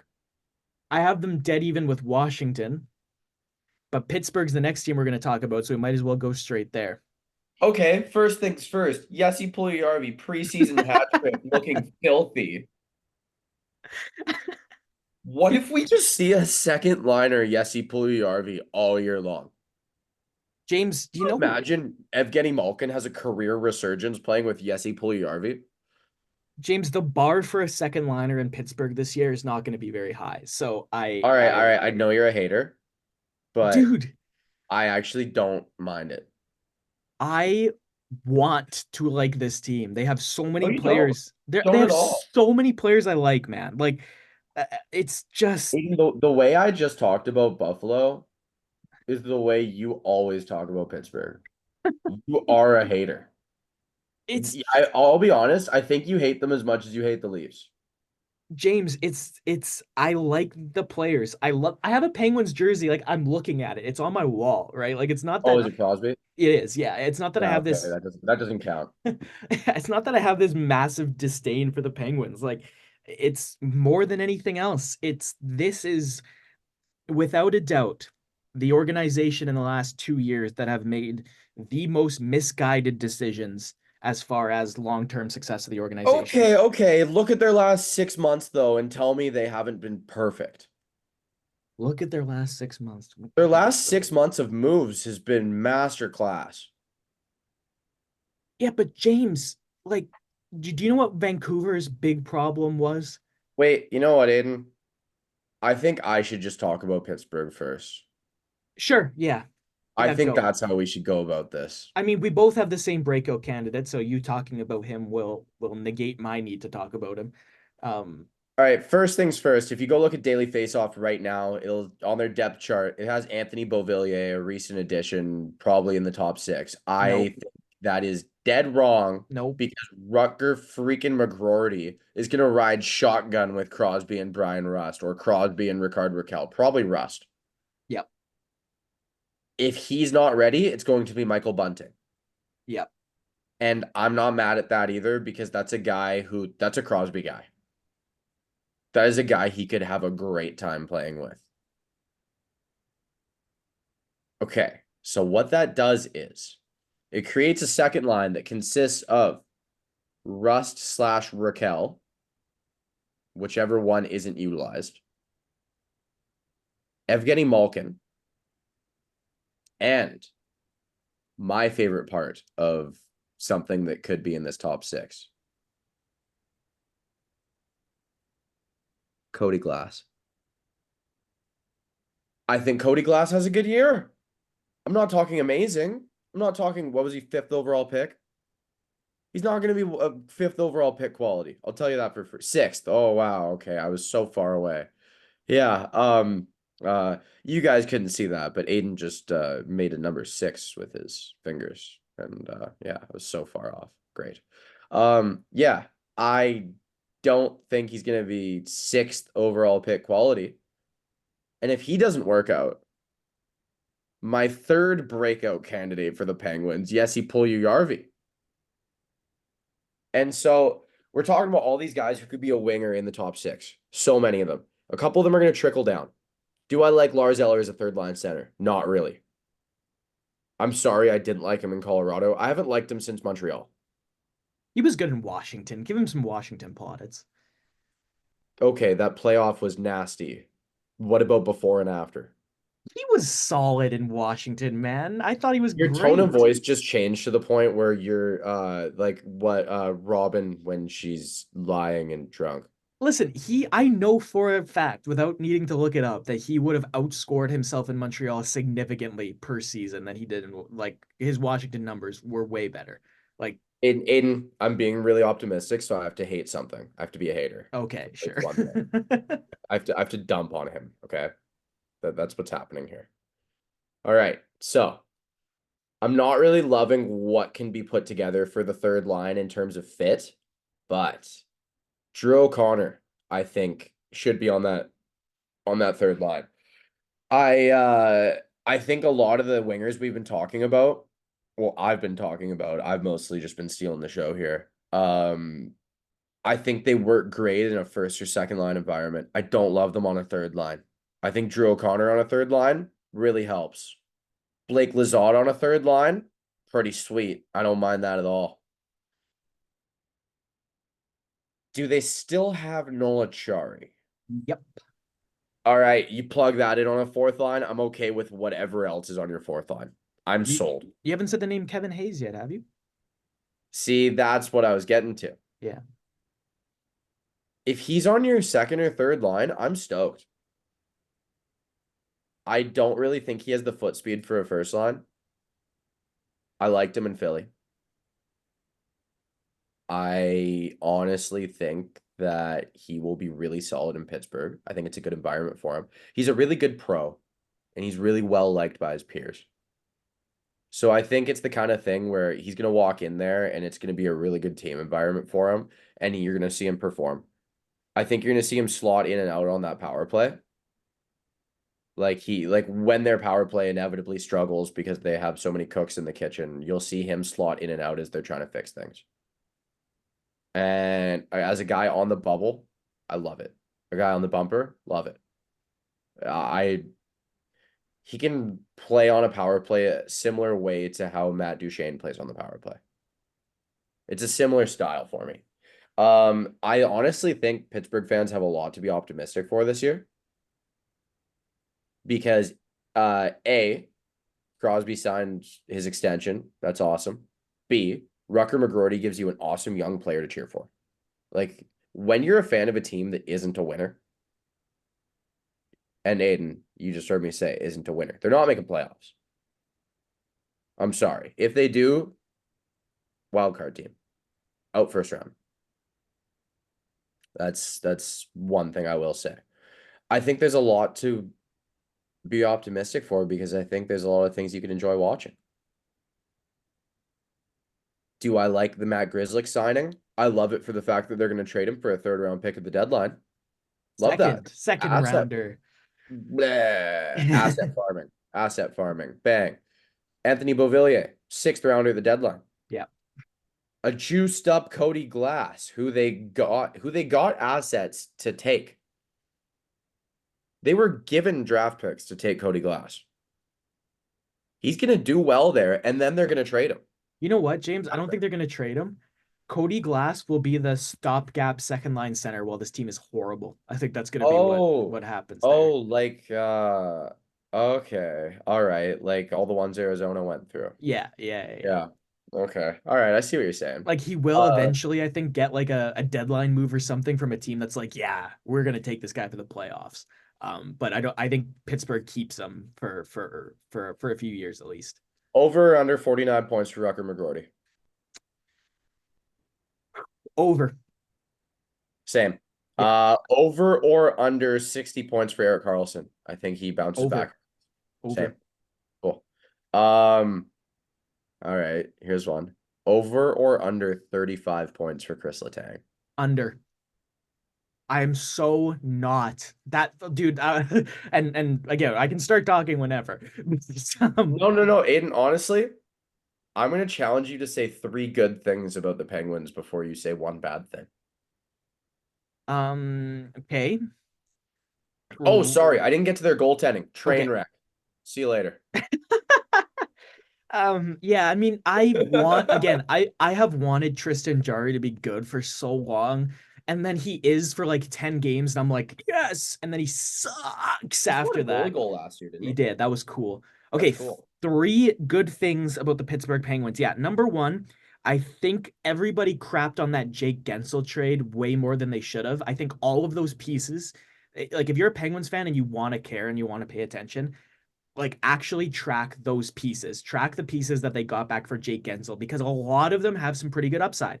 So maybe that's not a positive thing about the Penguins. It's more a positive thing about their pipeline and potentially Wilkes-Barre, Scranton in the AHL this year.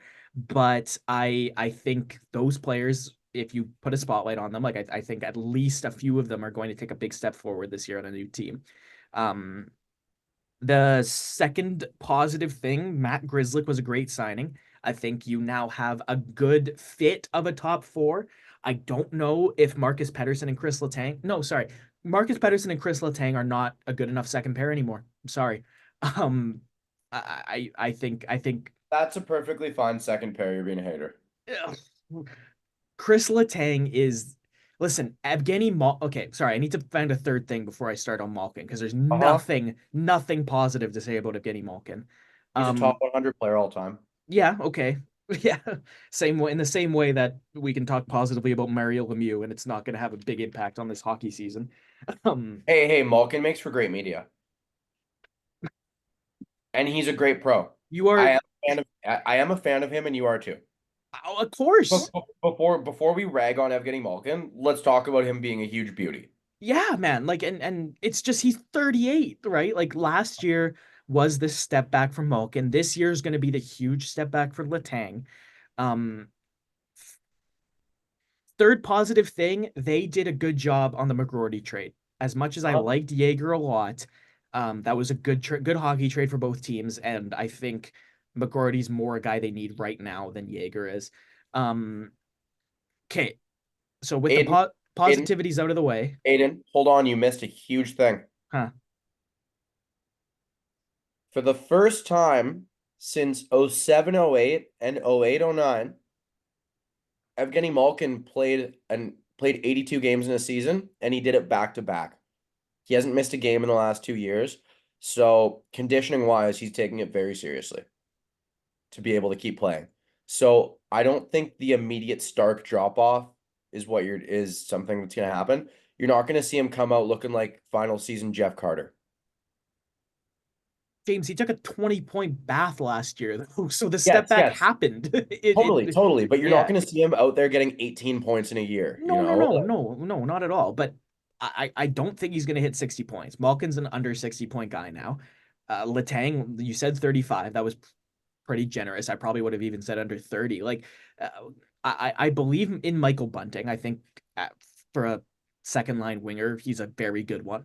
Um, but the the big hang up for me on Pittsburgh is the defense is so far from good enough defensively, right? And did you watch Ryan Graves last year? Ryan Graves is the only guy that can really do anything in his own No, zone. no, no.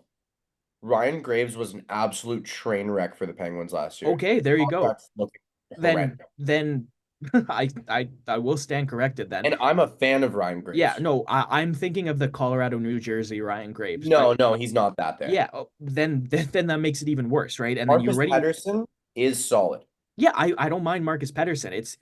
It's more than anything, it's just the fact that you have Pettersson playing with a Letang or a Carlson who is just such a liability all the time, man. Like so much last year I saw out of both of those guys was just play some D, right? Like and I know that's not their game, but you at the end of the day, like Eric Carlson putting up 101 points because a San Jose coach was like, "We're gonna lose anyway. Go do your thing." That's a very different thing from him needing to play a role for a team that for some reason thinks they can make the playoffs. Like, it's Yeah, I think Pittsburgh finishes below Philly this year and Washington. I think this is the step back because here's the other thing, James.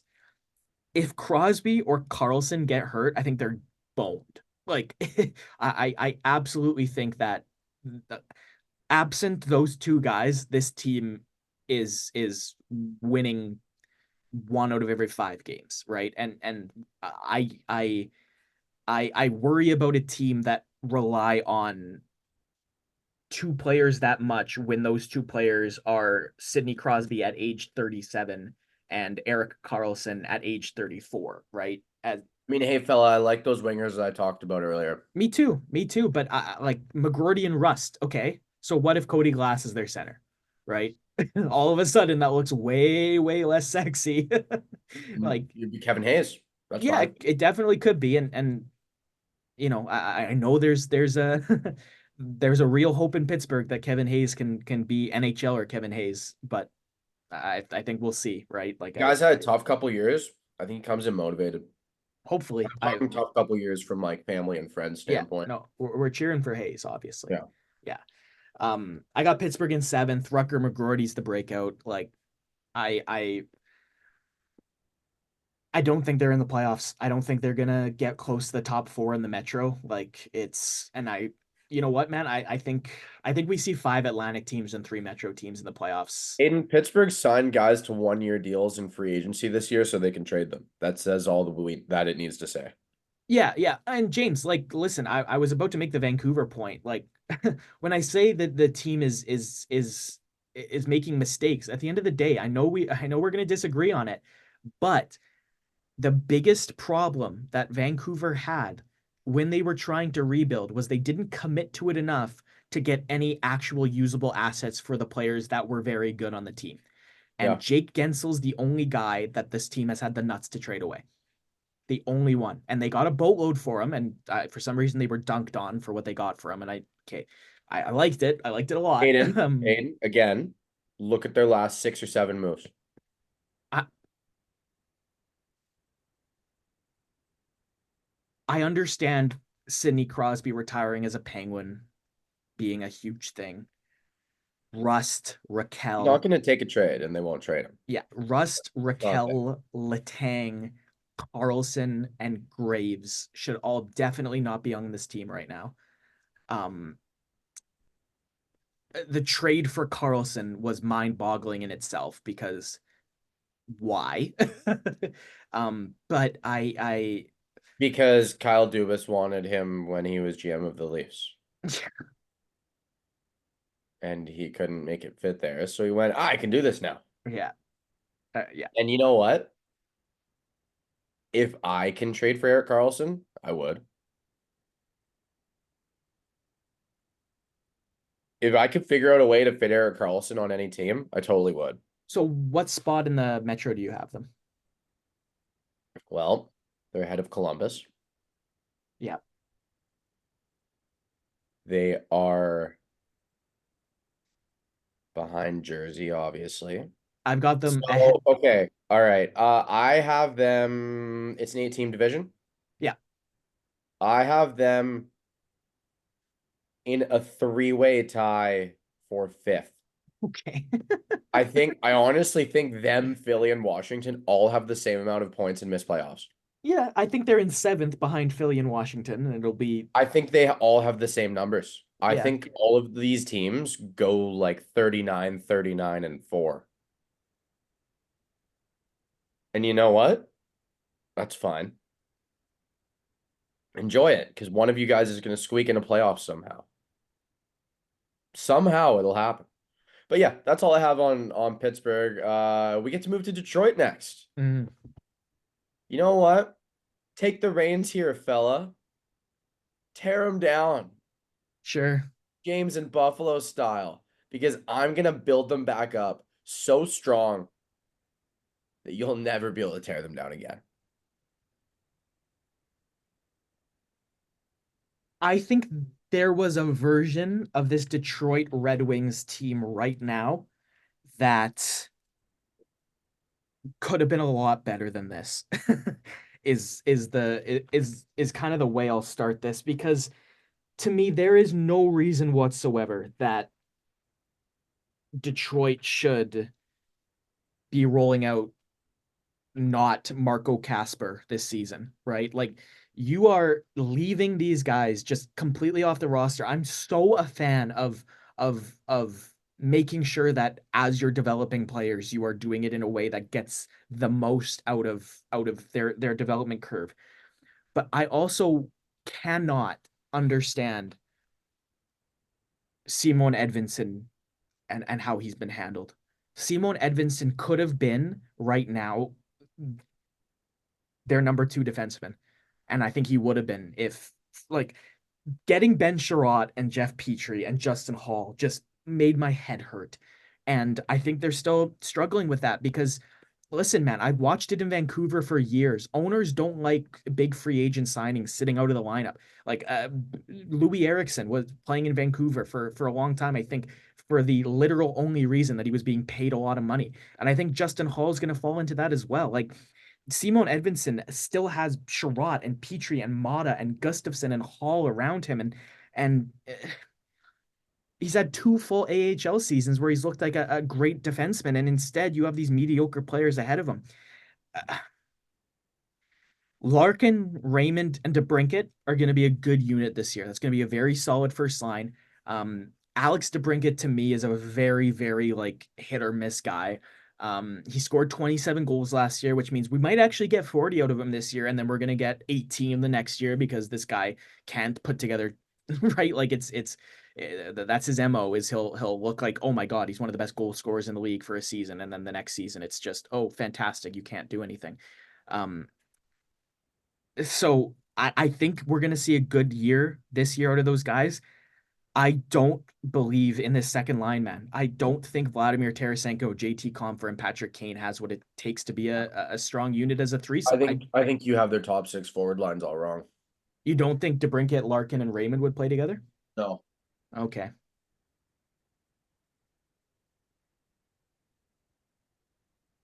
Did they not run that like 75 games last year? So that was kind of just building. No. No, No. In fact, I would say they maybe did that 10 games. really. Yeah. I must be If just that. picturing a ton of power play time that they were together then, because I have this impression of the three of them playing very well together, and maybe that being the Lucas Raymond like breakout this year. But our Raymond did his best work on his own. yeah, Raymond did. Oh, he had a huge year last year. Think about the time that Larkin was injured. Yeah, That's when Raymond popped off the hardest. what I'm Raymond thinking. actually struggled mightily in the first half of the year. In the first half of the year, I was convinced that he was not it. I was thinking this guy's not a top six forward. Here's my struggle with Detroit. I think four forwards, one defenseman, and no goalies are going to play well enough to get them in the playoffs this year, and I don't see it anywhere else. Done yet? Yeah, I think that's it. That's about as succinct as I can be. I think Simon Edvinsson's their breakout candidate because there's a chance that somebody decides that this NHL caliber I think defenseman you're is good rating him enough. too high. We'll see. Okay. You ready? Yeah. All right. Anyways, sorry, have them in sixth. I have them under Buffalo and ahead of Montreal and Ottawa in that Atlantic You're so gonna far. eat your words. You are fully gonna eat your words. They're coming, man. Dylan Larkin is more competent than any center on any of those rosters combined. Any of them. I'd be hard pressed to find a guy with the compete level, the dedication, the skill, the whole freaking package. All right. So, in your head, you had DeBrincat, Larkin, Raymond. Mm-hmm. No. Raymond can carry his own line, bro. DeBrincat, Larkin, Kane, Raymond, Comfer, Vladdy. So the Tarasenko one, interchangeable. You know why? Because they have Jonathan Berggren. All right. So the thing there is you have a Patrick Kane, who is still extremely useful. He is very good. Showtime has not ended. It is still showtime. Counting him out right now? Don't do that. You will regret it. He is still nasty. 88 will put up probably around 88 points if he plays a full year. He will be at around a point per game. So, one thing I have to add, though, an extremely important thing, is we've talked so much about their top six. You don't even really need to care about their top six. They have Tyler Mott, Andrew Kopp, and Christian Fischer spread out in their bottom six. Their bottom six is good, man. Michael Rasmussen Really and good. Joe Veleno are I solid love guys the too. Joe Veleno upside. Yeah, me too. They have that big dude. What's his name again? Soderblom, he's not going to play. Elmer Soderblom. Yeah. You slot him in if there's an injury. There's, I like the Soderblom if there's an injury kind of thing. I think they signed Sheldon Dries to be that guy this year. I admittedly am kind of sick of Sheldon Dries. Colorado I'm sure, Avalanche I'm legend. sure he's a nice guy. Okay. Another thing. One part that I am fairly interested in to see if it ends up working is I think if you are able to put a lot of tough assignments on Christian Fischer, I think you're able to let Kane and Raymond feast on easier matchups. I think that's fun. I think it's an interesting thought. Another thing, Zach Aston Reese. I really, really like him for a third or fourth line. You may or may not know this, but he actually finished like 18th in Selke voting once. He got like 3 or 4 fifth place votes.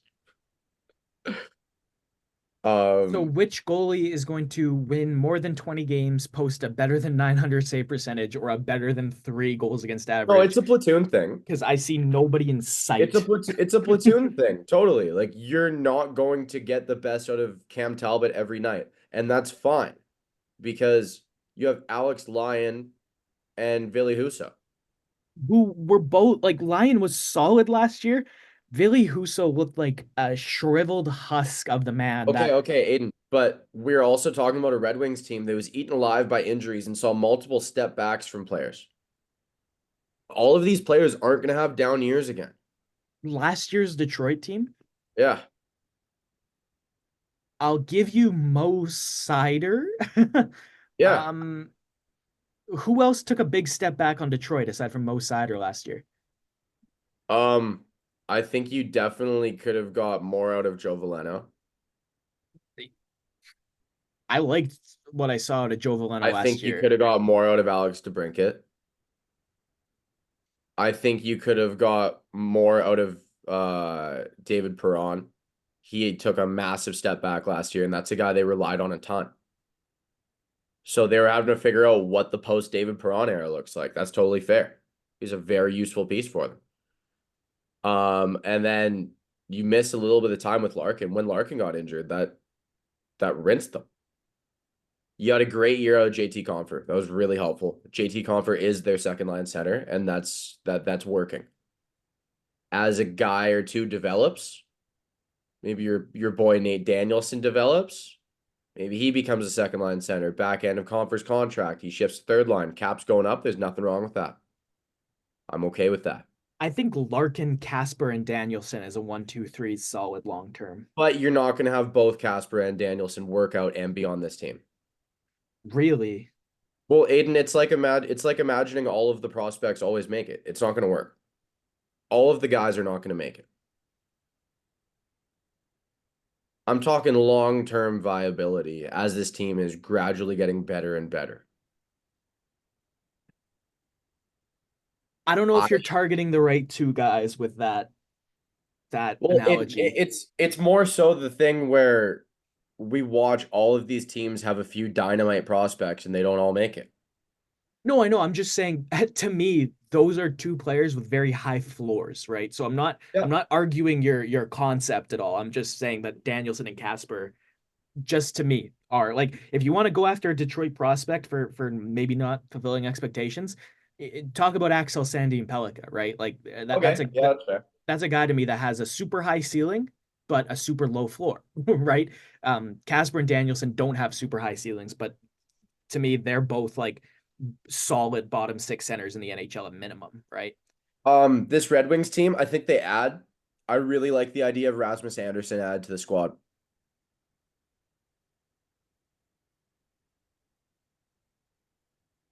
Say that again. Rasmus Anderson. I think he could get added to a squad like this. Okay, so you're manifesting a trade. You're not telling me that I missed a Rasmus Anderson I'm trade. thinking a guy of that caliber. I think a right-hand shot defenseman is going to get added to this team. I think they were kind of quiet when it came to looking around and adding because they're so busy getting those two massive contracts done. We haven't talked about that. Seider and Raymond both signed their 8-year deals. Yeah, which were great contracts, and now they're out of cap space, right? Yep, That's totally. yeah. Totally. And you know what? They're out of cap space, but let's look over the next man, it would be great if we still had cap friendly. Um look at the next couple years of what contracts are expiring. There's stopgaps in there. James, like this whole conversation, it's Detroit is coming, man. Like they are, and I I think they're just, there. yeah, I just, I think it's next year, right? It's just, Hmm. it's, But you have Buffalo and Ottawa ahead of them? no, just Buffalo. Ottawa's Okay. last by, yeah, But you have Buffalo ahead of them. yes, yeah. So I you're putting all of the youthful optimism over willpower, strength, and determination and skill. James, what it is to me is Buffalo and Detroit are very similar teams. Like I've got them. I think that's a fight for the. There's a three-way fight for the last playoff spot in the East, and it's the Islanders, Buffalo, and Detroit are the three teams. I thought you were saying Boston and No, I was about to lose it. Boston. I have Boston as a wild card team, but I have them as the first wild card I team by have like Boston winning their division. interesting. I think this is the okay, we'll get there later. Yeah, yeah. Get there later. Okay.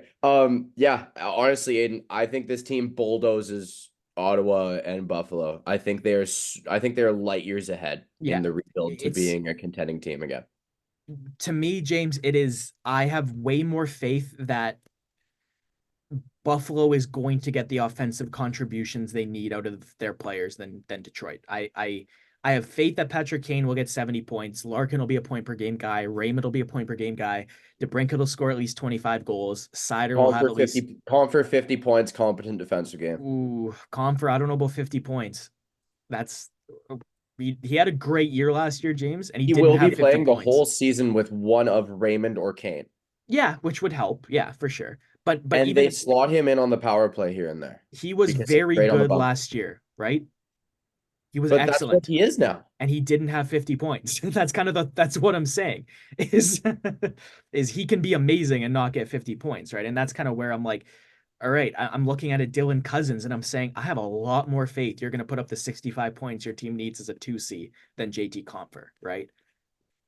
Stanley Cup winning team, Comfort's your guy, but right now it's not what's going to get them over the hump, and I think it's the scoring. And if I was very confident that they could either score or keep the puck out of their net, I would absolutely have them as a playoff team. It's just this goaltending and defense and forward core has too many question marks.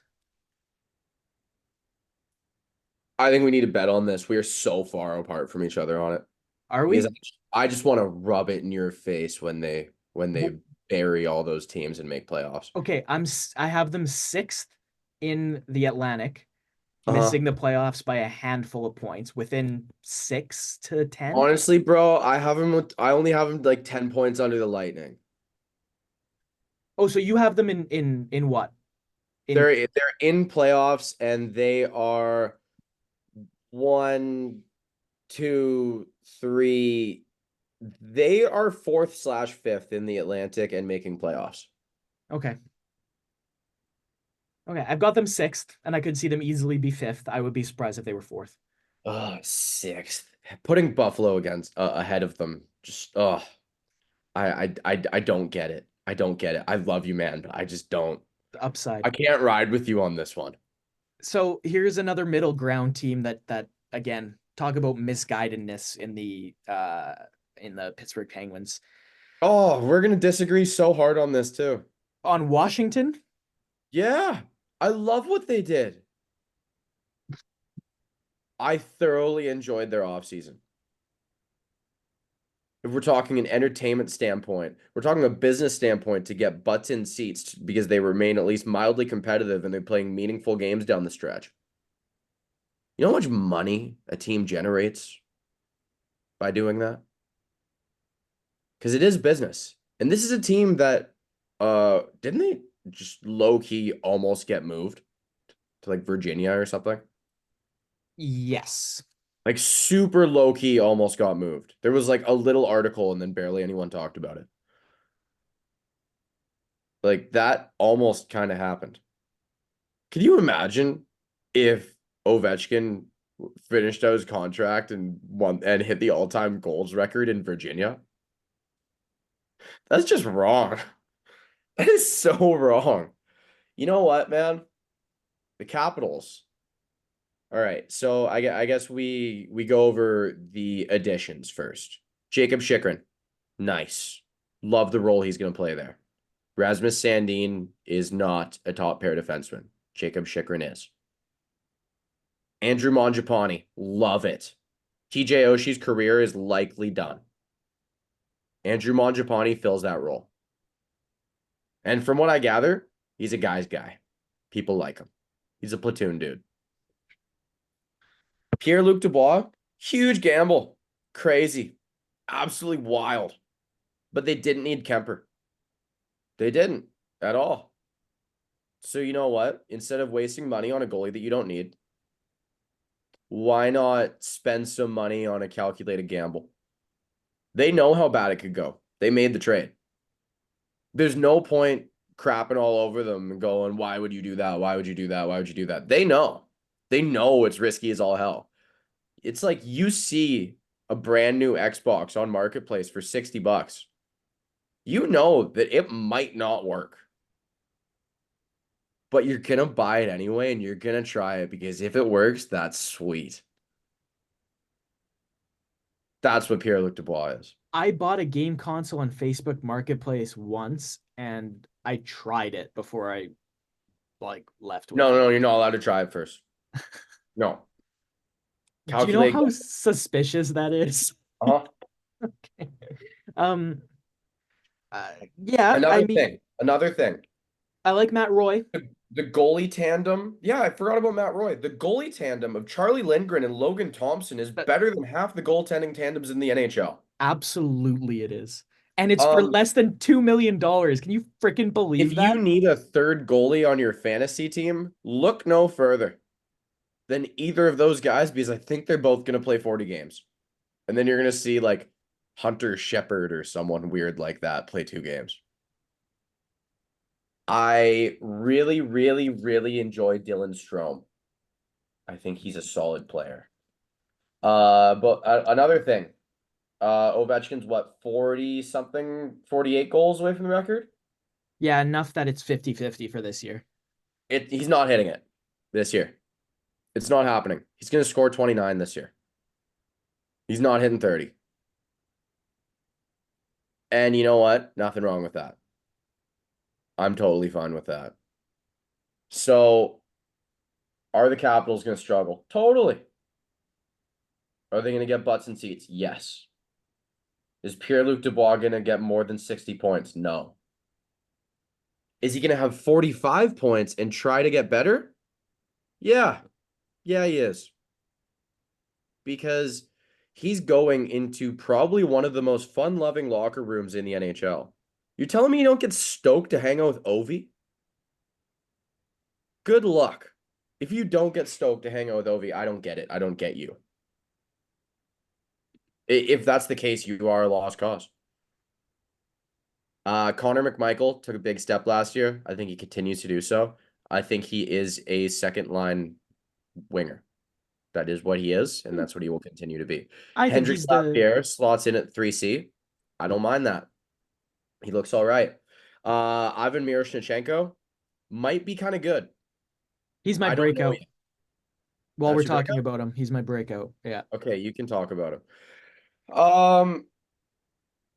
I will say I enjoy Sonny Milano and Brandon Duhaime for depth wingers there. That looks good to me. Nicholas Backstrom won't play. He's probably done in my eyes. Yeah. Really sad. He is one hell of a player for most of my life. Same deal with Osh. That's rather unfortunate, but it is what it is at this point. Yeah, you probably have a first line of Strome, Ovechkin, Mangiapane, and then you get to put. See, the reason I have some faith in Dubois this year, some, and again, I go back to the Xbox analogy. He's gonna play with Tom Wilson. I really like that. I like them as a fit for each other. So I will leave you with the fact that um Connor McMichael is my breakout candidate this year because I think he gets another 10-point bump. I think he's like a 63-point guy. I think he's third in points on this team. Yeah. I like that. Behind who you ask? I'm a huge McMichael Dylan fan. Strome and Yeah. Andrew Mangiapane. Mangiapane. I like that. Yeah.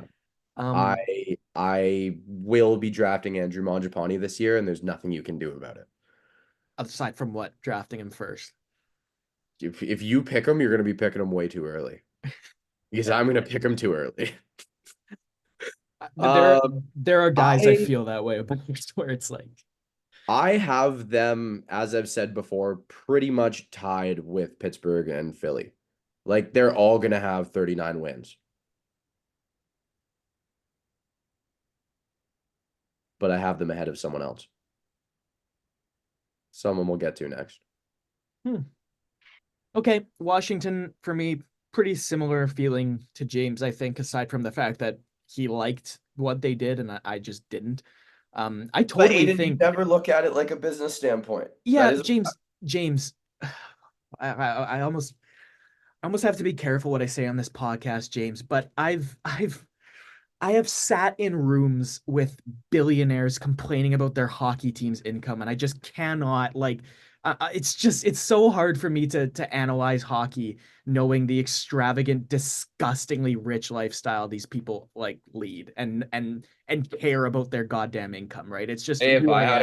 if I had a Yeah. couple billion in the bank, I'd own a hockey team and do weird things with it. Oh yeah. But you own a hockey team and then complain to your 19-year-old employee's face that his embarrassing salary is too much for you to pay, right? Like, Yeah, I'd and do and that. yeah, right. And it's just it's um it's just being in the hockey business has made me resent it. Um, so for Washington, I Ovechkin's gonna stay. Obviously, I think John Carlson should get moved, man. Like that was the big one for me this summer that I thought, who's gonna land John Carlson? Nobody was talking about it. And I was sitting here like, this guy's 33, 34 years old. He's got 2 years left at $8 million, which means Washington should theoretically actually be able to get a pile of crap for him because there's Well, why would they nothing move him if they want to get over the goal record? And getting over because the goal record keeps butts in seats. I don't think he's the guy because Eric Gustafson will do just as much for Alexander Ovechkin's goal record, right? Like somebody like that, Jacob Chikrin, right? It It's hard doesn't. to it's hard to score goals when your team's losing 7-0 because Eric Gustafsson is playing 28 minutes a night. Yeah, I know, but I actually don't know if this is gonna be. Yeah, no, you're right. You're totally right. I'm of the opinion that now is the Man, I time. love hearing that I'm right. Now's the time that Martin Feravari, he's 24. Trevor Van Riemsdyk at 33. John Carlson at 34. Tom Wilson was such a again, we disagreed on that last year, and I don't know if you've come around on how stupid that contract was, but um like him and No, no, you haven't yet. no, You will. You will. no. He's gonna be the most overpaid player in the league by a lot in not too long. But No, he um won't. James You're, 20 you're telling me he's more overpaid than Dubois. more Dubois. Yeah, that's close because I'm basically You're asking myself, do I want a 30-year-old Dubois for 8.5 or a 35-year-old Wilson for 6.5? Because that's how long they goddamn signed him for, right? That's But the that's fine. They're gonna be really bad. but that's You the have to hit thing, the James. cap floor. I'm looking at this team and I'm saying, you actually have the pieces in place right now where you could be not horrible for 2 or 3 years and with the right trades be competitive. Because I am such a So massive fan of Ryan Leonard. All right. I'm a huge fan of Miro Shinichenko, Tarek Parasak, and Andrew Cristall. Hopefully, one of those two guys hits as a middle six option at least. well, Right. they will both hit. Hopefully, I would love it. They No, no, no, just no, no, no. Friend of the pod, Tarek Parasek is going to hit. okay, then yeah, totally. I would also love to see that, obviously. Yeah. Um, And I totally think that these two goalies, if if they can get some buy-in, Lindgren Thompson could be a long-term pairing. They're both pending UFAs, but Lindgren's Oh, one of only them's getting traded. I'll tell you that for free. yeah, and it'll be the worst one, but either of these goalies Oh, could it'll be the better one. Aiden, you're looking at it all wrong. This is yeah, just like Pittsburgh signing Matt Grzelcyk and playing him 4 more minutes a night than they should. but James, I think this team is just good enough to still be on the bubble, so I don't think they're gonna sell, right? Like it's the problem is if you're not out Aiden, of what they it, do last year, they sold and still competed. who did they Do sell that. though? That's allowed. Who did they sell? Guys. Yeah, right. Like, and that's kind of it's kind of my point. They traded Anthony Mantha, who was an anchor. They Uh, traded Evgeny Kuznetsov, who was playing like crap, and they traded Joel Edmondson, right? And and they got stuff out of all of those things. they got a third rounder for Kuznetsov, I believe. Yeah, that's stuff. They got more for Mantha than I thought they would because Mantha in Washington had started to struggle, but Vegas still gave him a second rounder for him. Yeah, that's stuff. Stuff. Yeah, I think the better play for Washington would have been to have traded Carlson and just been the seventh or eighth place team in the Metro, and everything was just give it to Ovechkin and let him wire it, right? Like that. Realistically, this team needs one or two more very good prospects away from me saying that I believe in this group that they can come up because I love Leonard. Cole Hudson was a great draft pick. Like that was such a good bet where they got him.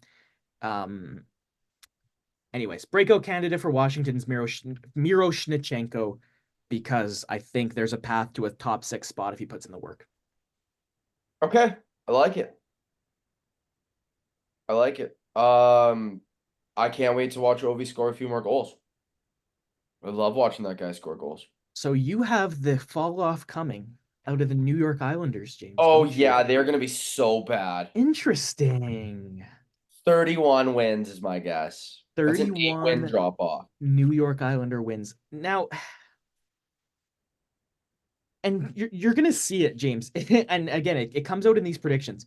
When I'm confident in a team's something, I'm gonna rate them a little bit higher. And I'm so confident in the defense and goaltending of the Islanders, honestly.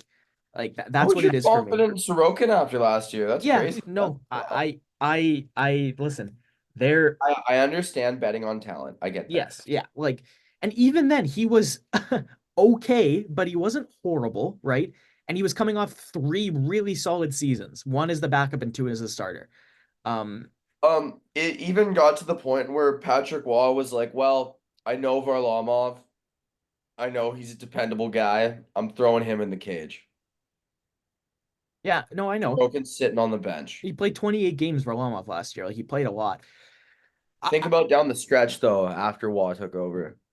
Yeah, yeah. Noah Dobson broke out last year. This is Noah Dobson, I believe. 10 goals and He's a, 70 he is points. he is a number one D. Will This is he put no up as many points? I don't think he will. Pollock and Pelech both have taken steps back in the last couple years, but I believe they both are still capable of being defensively good enough to be top four defensemen. Are they that good outside of Barry Trotz's system? I think Adam Pelech and Noah Dobson's still a very strong pair. And if Okay, okay, no, we're talking Pelican Pollock because no, those they're guys not. were absolute Yeah, studs in no, Barry Trotz's and they're system. not. They were like the best defensive defensemen in the league. They Yeah. were, right? So no, they're not that anymore. But I do still think with Dobson and Romanov, they can round out a pretty solid top four. Um, Romanov. What do you think we're getting out of Romanov?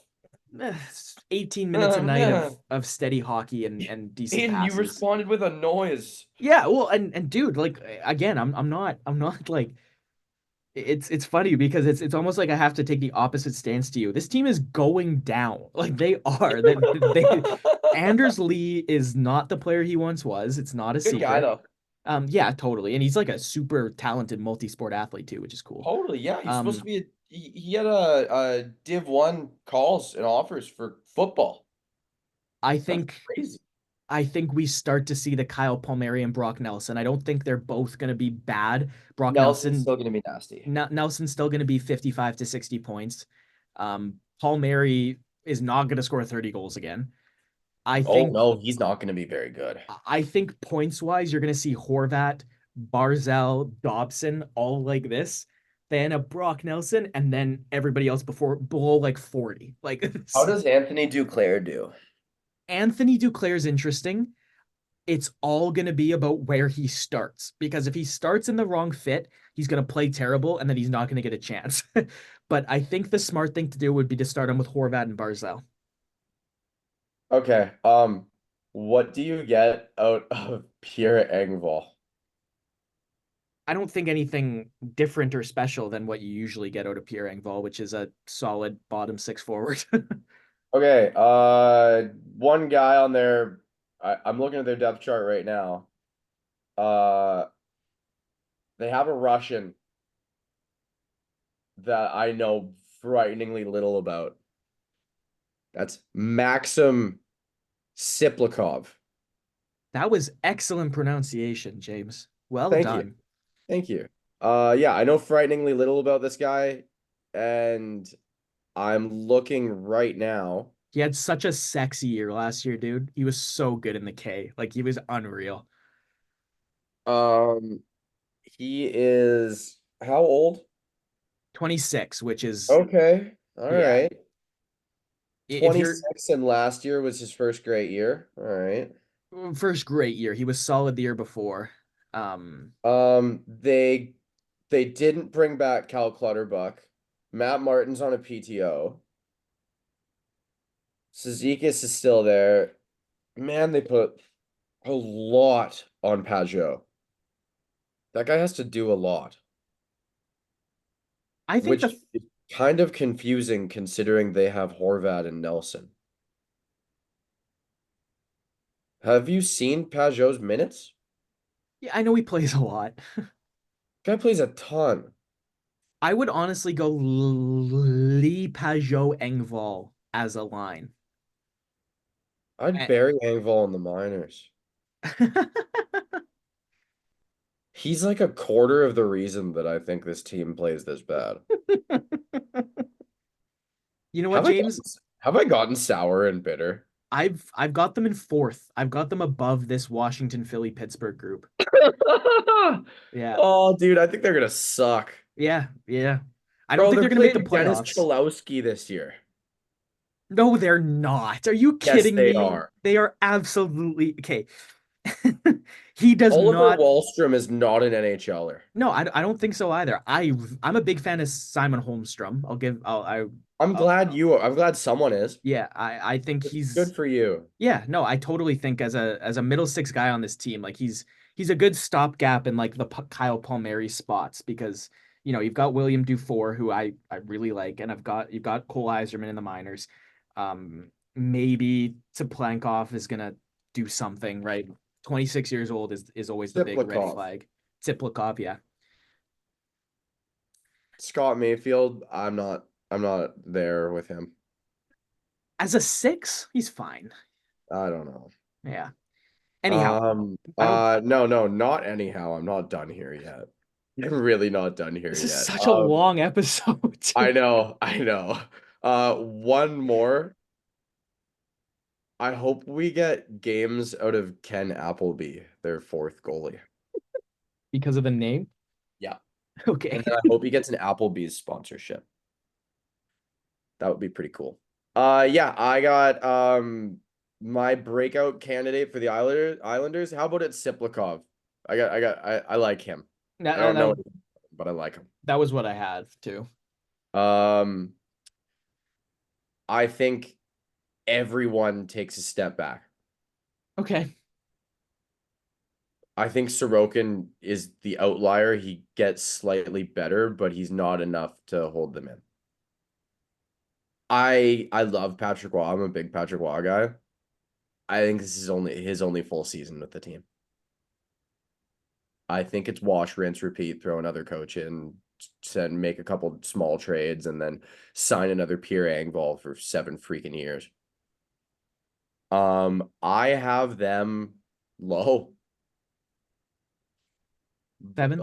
Below the Pennsylvania and Washington clump. Yeah. That's where I'm at. I don't really have much good to say about this team other than their fans are pretty cool.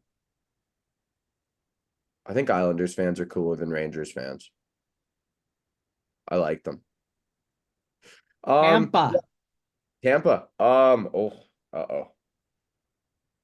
I don't like their moves at all. Really? Yeah. Hmm. I think we're putting a lot of faith in JJ Moser this year. That is really scary for a team that's like, we could compete every year. Has this just turned into a me dumping on team session? A little bit. Huh. Okay. Well, you know what? I think Gensel's gonna put up numbers. Yep.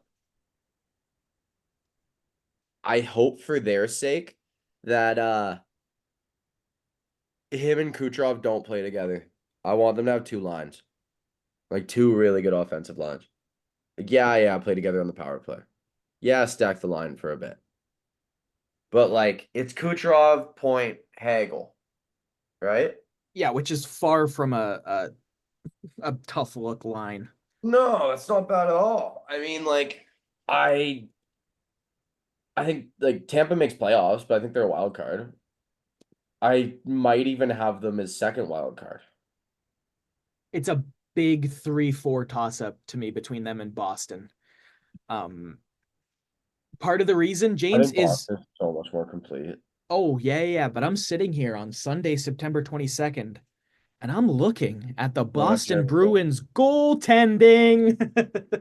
Oh, they And got Jonas Korpisalo. yeah, who was awful last year. Hey, And he'll pop back. He'll be good. yeah, Boston doesn't have a goalie. So Okay. No. We're still talking about Tampa. Okay, yeah. Okay, so we are relying on Vasilevsky to play a lot of games. What happens when he's injured again? Do you remember that from last year? Yeah, it was tough. JoJo had to play like 15 games in a row.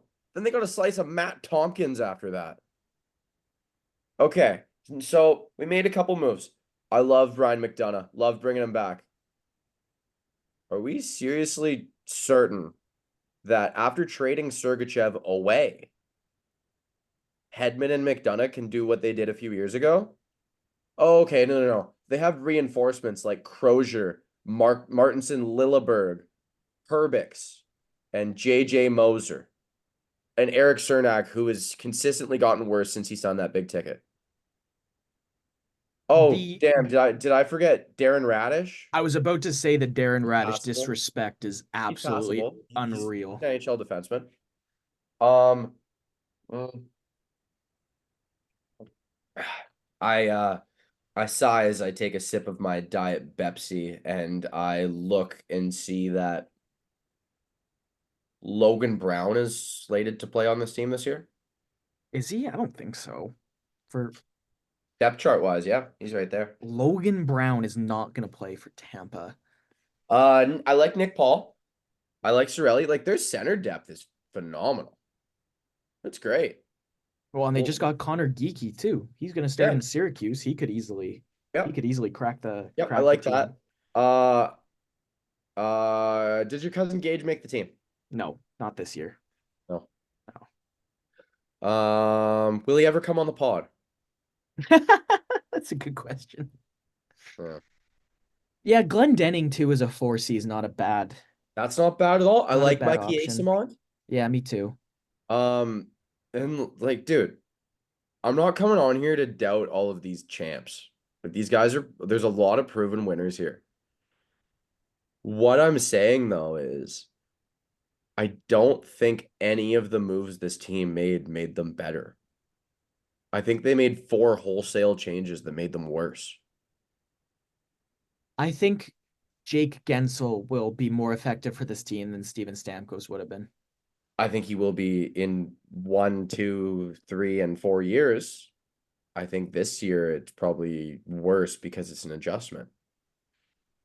I don't hate the defense as I still think Braden Point is the most low-key superstar in the league. Like you never hear anything about him. we talk about him a lot, but that's just because we love him. Yeah, I mean like he's the kind of guy that like I don't picture him going out with his boys. I picture him like headphones on, staring out a window. he's focused. He is so dialed Yeah. in. I don't know what he's dialed in on. Like if he has some food in the oven, he's watching it cook. Um, I don't hate their defense as much as you do. I Oh, know. oh, you're a big fan of Martinson Lilleberg? No, I think they need Oh an. no. You know what? I was gonna say they might need a new. Just it'd be nice if they could get another top four guy, obviously. But Um, just before I let you keep talking, I have to clarify.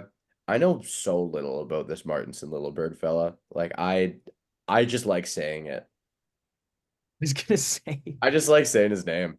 um, Martinson Lilleberg. I was gonna say the one for me is McDonough. That's the big question mark. He Um, could be so good. yeah, But what if he isn't? yeah, at 35, that's the question. But if we get a solid year at Ryan McDonough, I think Hedman, Radish, McDonough, Chernak, Moser is an okay group. Vasilevsky, if he gets hurt, they're done. They're done, done, done, done, done. If he gets hurt, obviously. Um, And do you think he can play a whole year? I yeah, I believe it. Do you think they'll allow him to play 82 games? No, I Oh, don't. Um, he would if they asked. yeah, yeah, I could see it. I don't think you get much out of Connor Sherry this year. I think the step back last year was an indication of things to come, unfortunately. I honestly forgot about him. Yeah. Yeah, I have them in That's fourth. not to disrespect him. What about Cam Atkinson? I think he could be a good fit. Yeah, no, I think Cam Atkinson, you know what? I think Atkinson ends up on a pretty solid third line with Nick Paul. And you know what? I'm a big Jesse Ylonen fan, honestly. I think he's got a lot of skill and he is smart. Like he's a smart player. I think he's the kind of guy where you throw him on a line like that with a couple smart players and he's gonna find the right spots. Um, Aiden, if they stack the first line, are you comfortable with the Sorelli Hagel Atkinson second line playing almost 20 minutes a night? no, See, that's the thing. That's what's frightening. I actually think Asimon ends up playing with Sorelli and Gensel. I think You think that's Mikey Asamont is rinsing that many minutes a game? yeah, I think they loved him last year, and he's he's Okay. he's worth a shot. I think. I don't know how successful that's going to end up being, but I I would. think this is a year where they try a lot of different things. How many trades do they make this year? two big ones. Okay, I've got them fourth/fifth in the division. Yeah, I got them more fourth/third, but I have them in fourth. I think the Red Wings could have a better year than them. Okay, Tampa is done. Toronto. Toronto. Okay. Yeah, you can start with the Leafs. Are I we don't, gonna let you talk about the Leafs? dude, the last time we talked about the Leafs, I was all over them, man. I got a lot of good things to say about the Leafs. Okay, all right. Damn. Listeners, that is officially Aiden renouncing his Leaf hatership. It's official. He is a fan. Aiden Do you want me to start? I can start if you want. Sarah is a Leafs fan. I can start if you want. No, I'll kick things off. Okay. I honestly love pretty much everything they have going on. I'm really sold on the structure of this team. I think the way they're set up is probably the best they have been set up. I'm more sold on Joe Wall than anyone else who's been in the crease since healthy Freddie Anderson. I really, really like the prospect of um a lot of guys on that team scoring 15 goals. You look at like a McMahon, you look at a Robertson, you look at Domi, you look at like David Kampf, Yarn Croak. Yarncroke. Like the amount of Tavares, he's probably gonna score 15. Yeah, that's a good number for him. He will score 25, man. Like even like give him I think he's 25 this year. I had to say something rude. Yeah. I had to. I couldn't just let them escape like that. Um, No, he'll be solid. I think as the captaincy's been taken from him and passed to Matthews, I think he's probably still going to be the guy talking to the media often. Like that's what Tavares does. That's what he's all about. Like he's a really good figurehead kind of guy. Like he is still the vocal leader, I would imagine. do you want my boldest Leafs prediction? Like Uh, before I get into the positivity, because my boldest Leafs prediction is a negative. let me finish up first. I only got two more points. Okay. I know you don't like a couple things on their back end. I actually really don't mind the role Oliver Ekman-Larsson will play at all, considering their other two lefties are Morgan Riley and Jake McCabe. He's not in the shutdown role. He's in a Morgan Riley's tired and we're down a goal. That's what his role is on that team. And I really like Jake McCabe. My breakout candidate is Matty Nyes. I think Matty Nyes ends up with about 42 points this year. I think he'll split between the second and third line. And if their power play struggles, I think you'll see him get some looks there because the guy's pretty dynamically talented offensively. And he's shown that he can play with good players. So, and I have them third in the division. Wow, okay. Well, I mean, you said Boston first, so that actually makes sense. Um, okay. I have them playing Florida first round. I have them, I guess, in the You way have this them is. first. I do have them first. Yeah. Oh my God. Yeah. I 100% thought last year that that was the best this team was going to be. And We I'm talked looking. about this, didn't we? Yes, we did, and I'm looking at this roster now, and I think they're better, which Yeah. is it says something. Do you love Max Domi or what? Yeah, I do love Max Yeah, Domi. okay, sick. Um, you know who I don't love? Getting absolutely no love from me. Oliver Hmm. Ekman-Larsson's finishing this year as the seventh defenseman. Oh, shut up. You had to get a hater Yeah, thing in that's there. that's my boldest Leafs prediction, I think, because everything else, honestly, in Toronto seems pretty safe to me. Easton Cowan's probably my breakout guy. I think I Matthew, love Easton yeah, Cowan. me too. And I think Matthew Nyes, um, I would have him as my breakout candidate. I think I have him. I actually have him having a better year than you do because I Really? don't think Domi long term is going to stay with Matthews.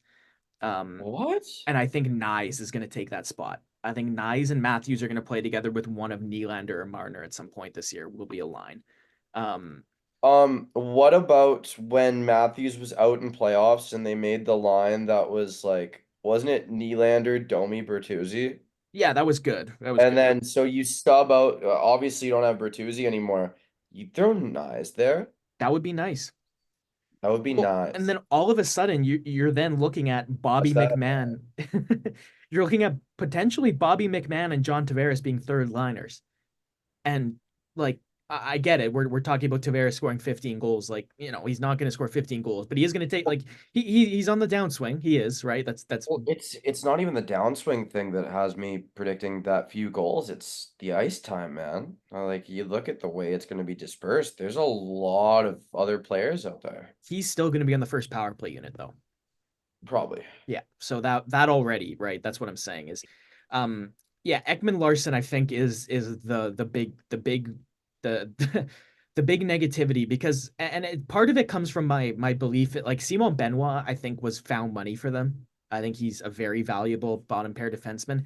I think that we're going to see Timothy Liljegren be given a shot on the second pairing. I think it's McCabe Liljegren. And I think Benoit ends up playing with Connor Timmins because Timmins looked very good when he played last year. You again more found money for the Leafs than Timmins, and I understand why if you're Toronto you needed to go out and kind of splash on the D, but I think Tanev was enough. I think Tanev and Riley make a good pairing at least for the next 2 years. Maybe after you're going to start to see some decline there, but we'll have 2 seasons of good Riley Tanev top pair. I like McCabe and Liljegren, man. I actually think that's going to be good enough as a second pair. Aiden, you Honestly, forgot about someone. Joseph Wall is very good. That's I not who you forgot I about. fully agree with your Joseph Wall take that he's Okay, good. yeah, he's their starter. Period. Are you talking about Yanni Hakanpää? Indeed. Yeah, that's another right shot defenseman, and that's kind of the thing, man. Simon Benoit can play the right side, but he's a left shot. So I'm looking at that and I'm saying, are you going to make somebody play their offside, or are you going to play one of Hakanpää or Timmins instead of Ekman Larson? And I think by the end of the year we've got the latter going. But yeah, there's a lot of different ways this team can succeed, and that's probably why I believe in them the most, is because I think like we're a lot of teams we're talking about them and we're talking about lines and one thing goes wrong, James, with a lot of the teams we've already talked about and they're done, right? But I Yeah. actually I think this team could go through hundreds of different variations of these four forward lines, and these players are good enough that they're going to make it work. Uh, I bet There's a you, lot of guys who are competing for a spot on this team.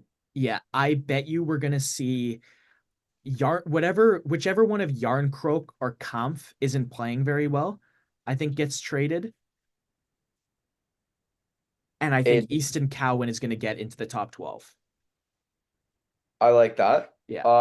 So He's also my breakout candidate for that reason. you not think that any of Steven Lorentz or Max Pacioretty or Alex Nylander make the team? I'm going to go Pacioretty, yes, and Lawrence and Nylander, no. I have Steven Lorentz making the team on the fourth line. Yeah, and again, they could move something. They don't have the cap space, and I don't see those guys. What about how sick Alex Nylander was with the Blue Jackets last year? Yeah, listen, again, because it's Toronto, because there's a lot of coverage. And because his brother plays on the team Yeah, and is one of okay. the better. I was gonna say I've seen some Leafs preseason stuff, and he hasn't looked good. that's that's that that Yeah, that's apparently he rejected offers from other teams, like any NHL offers, yeah, one-way contracts to sign that with the Leafs, just yeah. because he's like, oh, I can play with my brother. Uh, I don't mind Steve's if he ends up having to play. Doer's all right. Fraser Minton can slot in if needed. Some people really like Holmberg. I don't know. Holmberg's fine. Yeah, fourth He's, liner. he's, he's okay. We'll see what Nick Robertson does. I think the pressure's off a bit on Robertson. Like they're not penciling him to a top six role anymore, which is kind of a good thing, I think, because just let the guy go out there and try and I think it's a good reinvent thing, but I himself. also wonder if the spot's even there anymore. The reason I think it could be is just the versatility of a guy like Domi and McMahon, right? Domi and McMahon could easily be third liners and be super effective, right? So if Robertson works his way into the top six. Anyways, we Oh, don't need to be, like the two goalie questions. yeah, Um, is Matt Murray done playing hockey? Like, is that a thing? Is that over? nothing's been confirmed with Murray. But like, there's no way they could afford him coming back, right? No, no, no, no. Yeah. Okay. So he's on Robidaw Island. At least this year, yeah. Okay. All right. And Anthony Stolarz, how many games does he play? I think he's a really competent backup. Yeah, me too. Totally. I think they go kind of 50-30-ish, honestly, because you Okay. can, right? Wool got hurt last year. Um, I hope Hildeby gets a game in. Hildeby. Can we have Hildeby play against Ken Appleby? Dennis Hildeby. He had a solid year in the A last year, man. And He's he's six actually foot. pretty good. Yeah, he's 6'7". Like that's not. Dude, I know. Yeah, like he's it's a solid start. I threw him in net for all 82 games in a franchise mode year when I tanked. Played every night. He had an 830 save percentage. He tried. It was a valiant effort. Yeah, I've got Toronto at 4. Okay. You have them at 1. Yeah. Yeah, I think we can move out of Toronto now. I would like to see them do some damage in playoffs, but that remains to be seen. Boston. I've never okay. A lot of years when Boston's really good, I'm kind of a hater. And but not like, oh, I can't stand them. Oh, grr, they beat Vancouver in the cup finals. Grr, they stole our cup. No, not that. I actually just like don't usually like Boston fans. And I'm not talking about people from Boston. I'm sure those people are great. It's like the kind of people who are like, oh yeah, I don't know if they could beat my Bruins. And then they can't name 4 people on the team. You know what the Boston thing is with me, James? It was the playoff series in 2014 against Montreal when PK Subban's brother was on the Boston Bruins. He was a first round draft pick. And those Bruins fans were still calling PK Subban a racial slur while he was like no. Yeah, No, but it doesn't to Boston fans, I don't know if it matters if you're wearing the gold spokes. I don't know. I don't know. Boston, I don't know. It's just such a weird thing. It's such an odd mentality. But I'm really, really sold. I think Zaka, Lindholm, and Pastrnak is a disgustingly good line. that I'm line's gonna put up numbers for so sure. sold on that. One thing I'm not so sold on, I think it's just gonna work out anyway. Like I think he'll just still be great anyway. Brad Marchand, 3 off-season surgeries. What the hell does that do to a guy his age? I Looking where they were, I don't know if they're really going to affect his movement much, but Brad Marchand this year, James, is playing for his career to continue. yep. So I think he's gonna play well because this guy's driven. He's passionate, obviously. Um, and he's a pending UFA. So he's looking not just to impress his own team that he's the captain of, but any other team that he might want to go to in free agency. Uh, I believe in looking this looking further defense. though, Yeah. Matthew Pacha, that's my breakout candidate because I just saw Elias Lindholm was out of practice or a scrimmage or something just because of some general soreness, and Pacha slotted in between them. So I think they're seeing what winger combinations he works best with, and it's not like he lacks talent. This is a very solid player and one that I think could do some damage. Is he going to put up 60, 70 points? No. Is he going to contribute? Totally. Totally. I like Charlie Coyle for a middle six center who is playing like 17, 18 minutes a night. I think he's great for that. I mean, looking a little bit further, this Eastern Conference Gladiator matchup continues if they keep Trent Frederick on the roster. Mm-hmm. They I will. love it. They have Mark Kastelik too. Mm-hmm. One question I have though, does Fabian Lysell make this roster? Not opening night. If there's injuries, I could see him getting the call up, but he's not going to be in the top six. Like I just I don't think they're gonna put that much on him. I think it's more likely we see Patra get a spot or Geeky in the top six than Lysell. Um, Aiden, you were reasonably concerned about how they might do with their top goalie, Jeremy Swayman, unsigned. But if you heard of Brandon Bussey, of course. he's pretty nasty, dude. Yeah, no, I know. I think he's gonna I think he's gonna be a very good AHL starter this year and then be the backup next year. And Um, then I want you to think about the left side of their defense. Hampus Lindholm, Mason Lowry, Nikita Zadorov, and then Parker Wotherspoon can play if needed.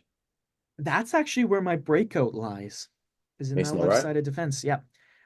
Listen, I loved Zadorov in Vancouver. Okay. But the whole time I said, this guy is playing so much better than he actually is. Um, I think Zadorov ends up on the third pair with Andrew Peak. It's not Uh, that he's playing better than he is. It's he's playing like he was when he was 18. I think Mason Lohrei and Brandon Carlo end up like this. That is going to be an unbelievably good defense pair. That's Okay. that's Yeah. that's what I believe. I think Lohrei breaks out and him and Carlo make this amazing pivot in the middle of their D. Lindholm plays with McAvoy. They're going to be good. They're always good. Um, Zadorov, I think, maybe disappoints a little bit, but I think that's in conjunction with Lohrei playing really well. And then Zadorov gets to close out a really strong top six with Andrew Peak. Um, Yeah. Like their the blue line is great, Yeah, man. Structurally, this team is unreal. yes, defense and goaltending is where I think they're going to succeed if they get Swayman signed. Um, Outside of Zaka, Pasternak, and Lindholm, I have concerns about goal scoring and game breakers. Well, you're gonna have to have guys step up. Like Yeah, one of Patra, John Beecher, Morgan Geeky, Charlie Coyle. One of those guys has to be a 20 goal scorer. yeah, yeah. That may be a lot to ask, but it might just have to happen. Maybe it's Fabian Lysell. Maybe it's McLaughlin.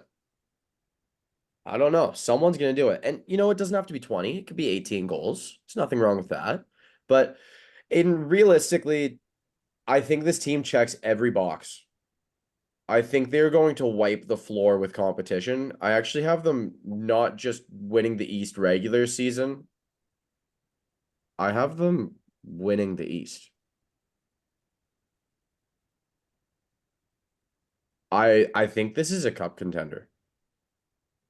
Swayman. Dude, Swayman's playing. They are a real cup contender. I think that's the difference between whether they are or not, and it's just Swayman. It's not like we're gonna go past the RFA deadline of December 1st and Swayman isn't gonna play. That's not gonna happen. So, I mean, outside of Swayman, is there anything you can picture going wrong with this squad? Yeah, I think if anybody on that first line gets hurt, they're in trouble. Yep. They're undoubtedly gonna end up making a deadline deal. So, I'm pretty sold on that. Next up, defending Cup champs, Florida Panthers. Brandon Montour out. That causes some concern. They signed Sam Reinhart to a big extension. They had Montour walked, Lomberg walked, Ekman Larson out. There's another one, isn't there? For the Florida Panthers, you're talking key departures. Yeah.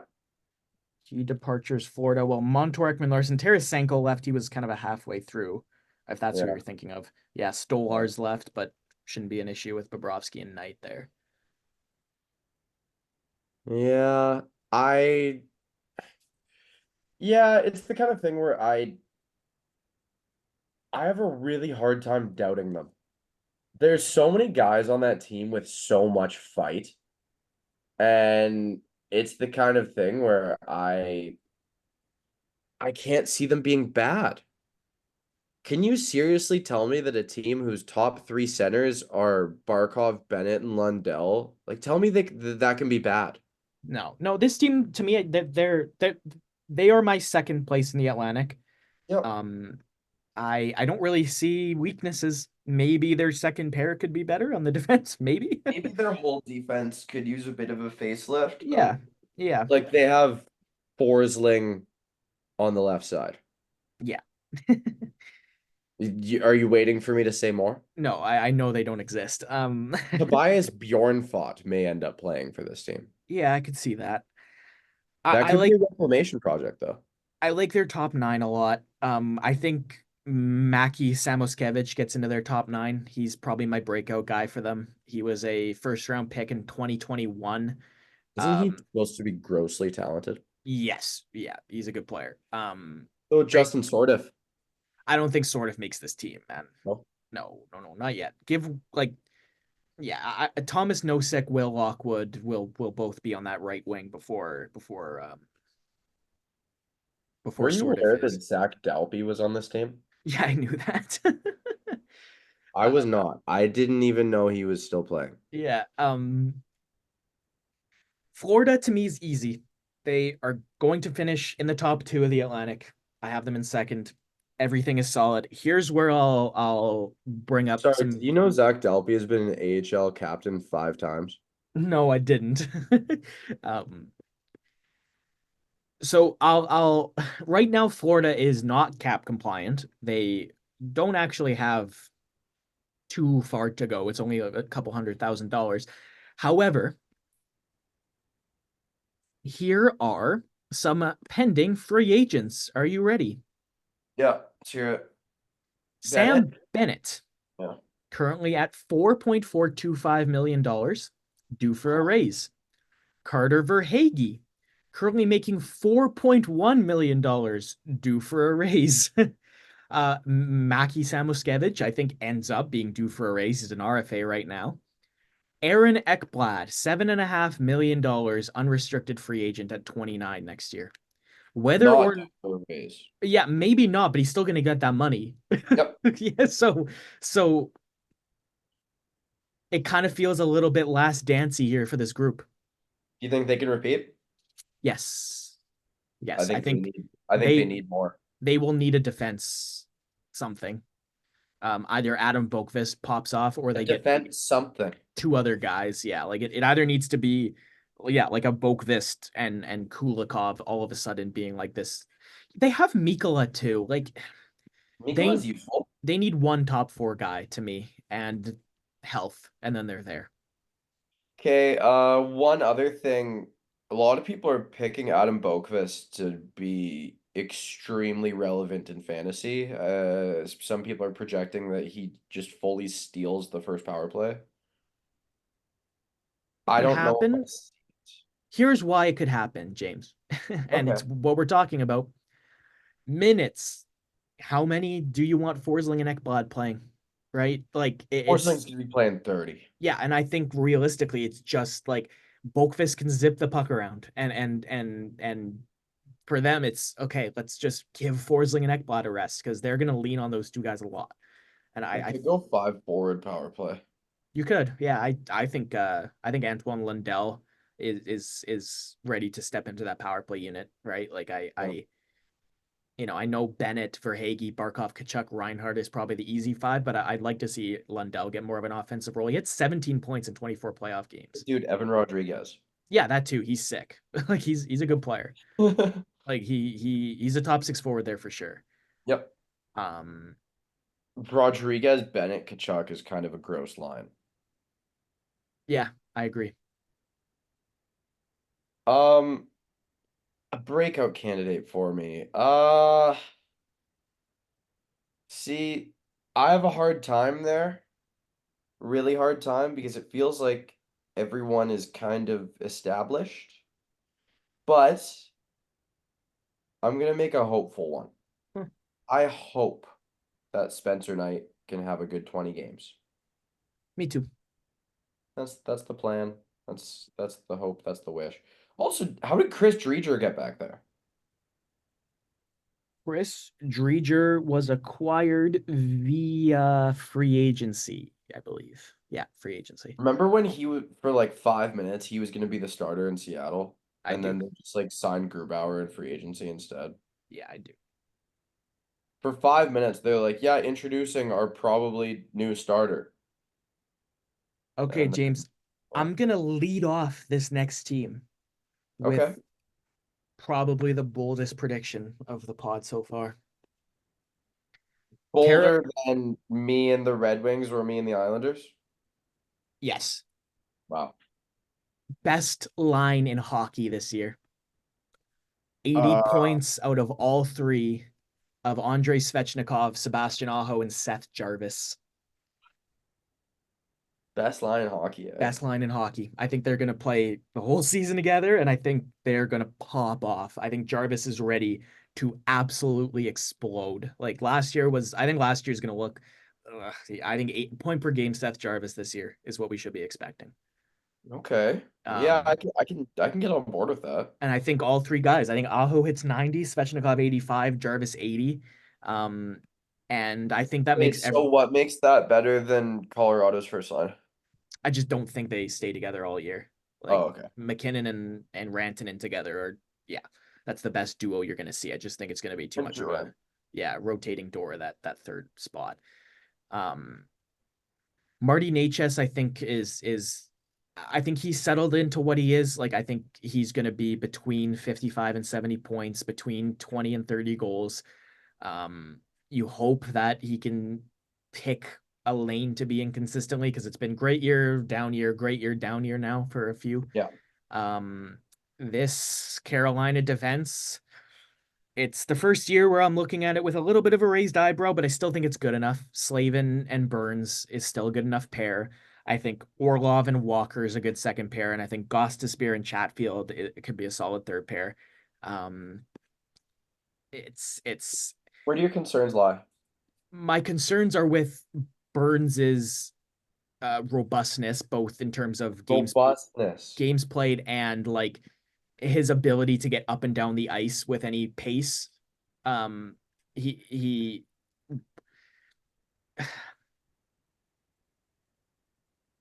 Jacob Slavin is so good that it's hard to actually gauge what Brent Burns is like right now, right? That's the problem is Slavin cuts out so many of those 2-on-1s Burns is in before they even happen. incredible shape and he's skating well. He is, yeah, no, and it's just long term, right? It's the Yeah. long term viability of this defense that concerns me. Um, and they don't have Evgeny Kuznetsov, which means I thought he was going to be their second line center. There might be some concern about the forward depth because after that first line, like I kind of see Jack Roslovic as my breakout for Carolina, man. I think that kind of tells you a lot because I'm looking at this and I'm saying, Bradley okay, Nadeau. pardon? Bradley Nadeau. Oh, I like that a lot. Yeah. 20 and 20. Martinuk, Stahl, Natchez, is that the second line we're going with? Like, I struggle to see Um, that. wait, what? Um, um, honestly, bro, I think you got to rip apart that first line. Yeah, and then that's kind of where I'm like, okay, then it's okay. Dude, Then you could play like Drury or Nadeau up there. yeah, you Just could. ride shotgun with these top dogs. You could play Martinuk with Aho and Jarvis, and he would be an They've effective done. player. Yeah, I know. Yeah, and so that would be the only concern. I think Pyotr Kochetkov is their starter this year. I think Frederik Andersen is clearly their backup. Um, Clearly. yeah, like I think there's going to be a divide there. It'll be at least three quarters, one quarter split. I like Um, Will Carrier. me That's a too. nice ad. Solid pickup. Eric Robinson's a solid pickup. I thought they got Sean Walker for a great price for a second pair defenseman. Weren't we talking about Eric Robinson earlier? As a departure of somebody, I think. Ah, Yeah. yes. Um, Buffalo. yeah. Yeah, Nadeau, Um, I don't think he's close, James. I'm sorry. Like Nadeau? I want that. I think it's cool. I think he's going to be a very good AHLer for the next couple seasons. Nadeau. Yeah. Huh. He's not even playing, I don't think, pro this year. I think he's going back to junior. Like it's I know he's signed, but I think he's gonna Wait, go. what? I think he's gonna go back to Junior. junior. Yeah, he's playing junior hockey this year. What? I I think he's going to Is the he Q. not in college? He signed, dude. He lost his eligibility. What? I think he ends up going back to junior. I'm serious. I don't think there's You do that? yeah, you can. He's 19. He's still junior eligible. We'll see. Obviously, I don't know for sure, but I have a funny feeling Bradley What a McDough weird setup. ends up going and playing junior hockey this year because yeah, Oh I my God, he's slated to play in Rimouski. Rimouski Oceanic, right? I thought it was a Q team. So Penticton V's, UMaine, Carolina Hurricanes, Rimouski. Yeah, That is so confusing. they can take him and he can play in the AHL. He can. I just it'll be about what the player and the organization choose. He was a -3 in his one game last year. That might be a part of it. Yeah. Brindamore team. Yeah. One thing I will say with him though, I He's not mean, ready, man. Like he's so yeah, far from yeah, ready. I would love to see him fill out Yeah. more. Yeah. Oh yeah. That would be awesome for him. Another thing is that I think when he shows up though, he's probably one of their better options. You know what's funny? We've been talking about this Carolina defense, and I like Alexander Nikishin's probably going to jump in here at the end of the year. I think Yep. that will help. Yep. Aside from Nikishin, there's nobody else I really see coming that's gonna Jackson Blake. Jackson Blake. Yeah, I mean, not for this year, but he's a good prospect. He could play this year if he really had to, couldn't he? Yeah, he's 21, which helps. I like some of their recent picks. Scott Morrow's got a lot of upside. Yep. I think AHL all season is a good idea for him, though. I have them in third in the Metro, behind New Jersey in first, and our last team, which is the New York Rangers, which is next. Um, I I've got a bit of a regular season drop off on him, man. Like, For yes, I have them ahead of other Metro teams we've talked about. Yes. But I don't think it's by this huge margin. I don't think they're a 111-point team again. No, I don't think they are going to be at the level of the Rangers in New Jersey. Like I think New York and Jersey Yeah. are well enough ahead of them now that that's the top two. Yeah. Yeah. I have them below New York and New Jersey, but I mean, behind them by 10 points and then ahead of the clump by 10 points. Mm-hmm. I got you. Yeah. Yeah. Like to me, they're like a 100-point team. Yeah. Well, moving on, our final team in the East. Yeah. Last one. This has been a long ride, hasn't it? Yeah. Really long ride. Are you getting tired? Because I'm getting tired. Do you think anyone's even going to listen this far? I'd like to see a big K'Andre Miller step. That'd be cool. He's 24 now. He's a pending RFA. Usually in contract years, guys are a little bit more motivated. Speaking of Alexia Lafreniere's in a contract year, I think that last year was a step, and this year will be another step. Don't want to say a leap because he scored 28 goals and 57 points last year, so I don't want to say he's going to leap, insinuating like he's going to like score 40 because I don't think so. That'd be so cool if you did, It though. it would. Yeah, 30 goals, 65-point Lafreniere year is enough to hope for. And then everything else is still succinct and together. I like Philip Hedl. I hope that he bounces back from a tough year. Only played 10 games because of injury. I think he's got second line upside, probably not in front of Zibanejad or Trocheck, mind you, but as far as like caliber of player goes, he could easily be a second liner. Lindgren, Fox, Miller, Trouba, Jones, Schneider, to me looks like a pretty solid top six again. That's a lot of solid defensemen. Shesterkin as the starter, quick as the backup. I don't see any problems here, man. Like this team's Hey, strong. fun question for you. Do you know Zach Jones' Instagram name? No, Bonzo Ball. sure. Yeah. Will Yeah. Cooley is my breakout. Will Cooley's your breakout. Yeah. What are you foreseeing here? Tell me. And just I consistent third line role, right? I know he played 81 games last year, but he didn't get many minutes. I think he gets a role with Philip Hedl on that line. They're gonna Okay. play together all year. He'll be a third liner. All right. I don't think his goal total will jump by much, but I could see him easily getting like 30 to 35 points. How many games does Rempe play? 30? Matt Rempe.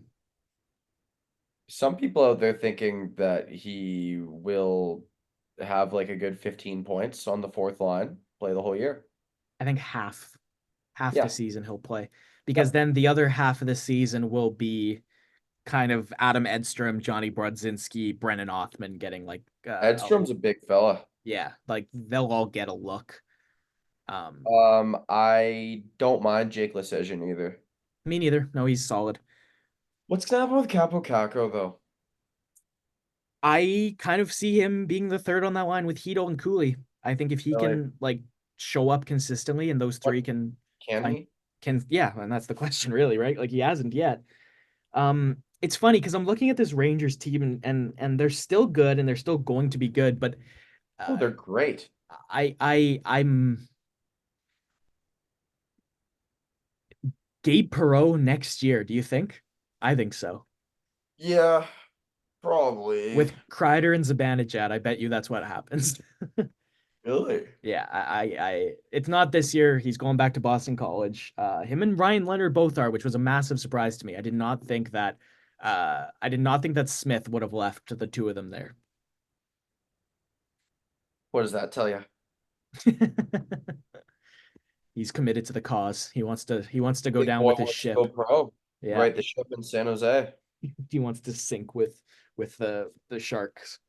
Sink or swim, a San Jose Shark story. Okay, so running Hold on. through, Jonathan Quick is still playing for the Rangers. An NHL with Jonathan Quick in it is a good NHL. We're happy about that. and he was good last year. Yep. Okay, Over under for laugh points. 70. under, but barely. Okay. Okay, Atlantic standings for me: one, Toronto; two, Florida; three, Boston; four, Tampa; five, Buffalo; six, Detroit; seven, Montreal; eight, Ottawa; and then in the Metro, one, New Jersey; two, Rangers; three, Carolina; four, Islanders; five, Washington; six, Philly; seven, Pittsburgh; eight, Columbus. Oh boy, this is gonna be fun. Okay. My Metro. I have. I actually flip-flopped Jersey and New York. I've got Rangers 1, Devils 2, Hurricanes 3. Um, this is where it gets kind of dicey. That's where I go Philly, Washington, Pittsburgh in any order from 4, 5, 6. Like in any order whatsoever. Then I got the Islanders and then Blue Jackets 8th. Then in the Atlantic, I've got Boston 1, Florida 2, Toronto 3, uh, Tampa 4, and then after that, but like I said earlier, Tampa and Detroit could flip for me. Yeah. I'm kind of unsure, especially looking at what's in the Metro. Like I expect Detroit to make playoffs. And then I have, hmm, you know what? Let's go crazy here. Montreal 6,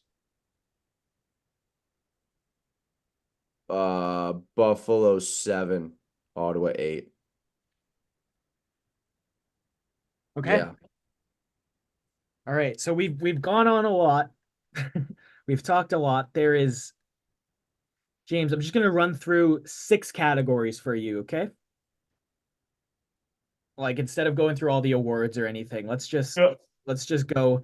Your best team in the East is Best team in the East is Boston. okay. Biggest riser, In what sense? team points, like a team that's gonna improve the most from last year. Um, I want to say Detroit, but they had a lot of OT losses last year. So that one's kind of hard for me. I would say Montreal. I think Montreal is going to get a good 10-point bump. Okay. Most disappointing team is Who for you? We already know that it's Buffalo. Yeah. Who's getting the most points out of anybody in the Eastern Conference? No, sorry. Is it Buffalo or is it the Islanders by my I don't know. margin? It's your Yeah, I'll leave it at Buffalo. okay. Most points. Most points, biggest breakout, and best rookie I want is your players. Biggest breakout, I like Matty Nyes. Okay. If we're talking East, most of my biggest breakout candidates are in the West, so I think I'll have more fun with that one. Okay. Um, Most points, give me Matthews. Okay. Rookie. Montreal. It's obvious. Is it Lane obvious? Hudson. Is it Lane Hudson? I Okay. think so. Okay. I mean, I'm looking around and I think that makes quite easily the most sense for me. Actually, it could be Rucker McGroarty. I'm going Rucker McGroarty. That's an interesting one. Okay. Yeah. All right. Best team, I think, is New Jersey. Honestly, it's between them Yeah. and Toronto, but I think it's New Jersey. Uh, Biggest riser is also New Jersey for the similar reason. That's Um, easy. Yeah. yeah, Ottawa is probably my most disappointing team. Like they have talent that I just don't see being executed on. The one I'm struggling is points right now. I have my breakout and I have my rookie. My breakout is from the Montreal Canadiens. It is Juraj Slavkovsky. I think is going to break out the most out of anybody in the East this year. My best rookie is Matvey Michkov. Kucherov as well, man. Like it's tough. It is very tough. Oh, I changed mine to Michkov too. Damn it. Your rookie? Yeah. I'm probably saying Tampa Bay and Nikita Kucherov most points. Yeah. Yeah. Kucherov's going to win the point race. Slavkovsky breakout, Michkov rookie.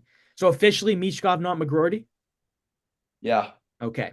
And you, I don't think, who was your disappointing? Because you said Buffalo and you said the Islanders, but I don't know if I got one. Buffalo. Buffalo? Okay. Yeah. I'm not sold. Okay. And also the Kucherov thing, I've failed to talk about this, but I have a weird feeling he takes a bit of a step back. I'm not saying he has a bad year. I'm just saying not 140 points, maybe like 105. You know what I mean? Like a normal year by his standards. A chill year. I don't know. I think their offense runs a little differently with Jake Ensel there. But I digress. Is that all, folks? I think that's all, folks. Thanks for Um, tuning in. And we're going to do this again next week. So if you enjoyed how long this was, get ready. yeah, if you're still listening, thank you. Like, that's a long haul, and I love the sound of my own voice, but I won't listen to myself this far. So, yeah, I think that's all for now. We'll catch you in the next one. So without further ado, let's roll that outro. Thanks, guys.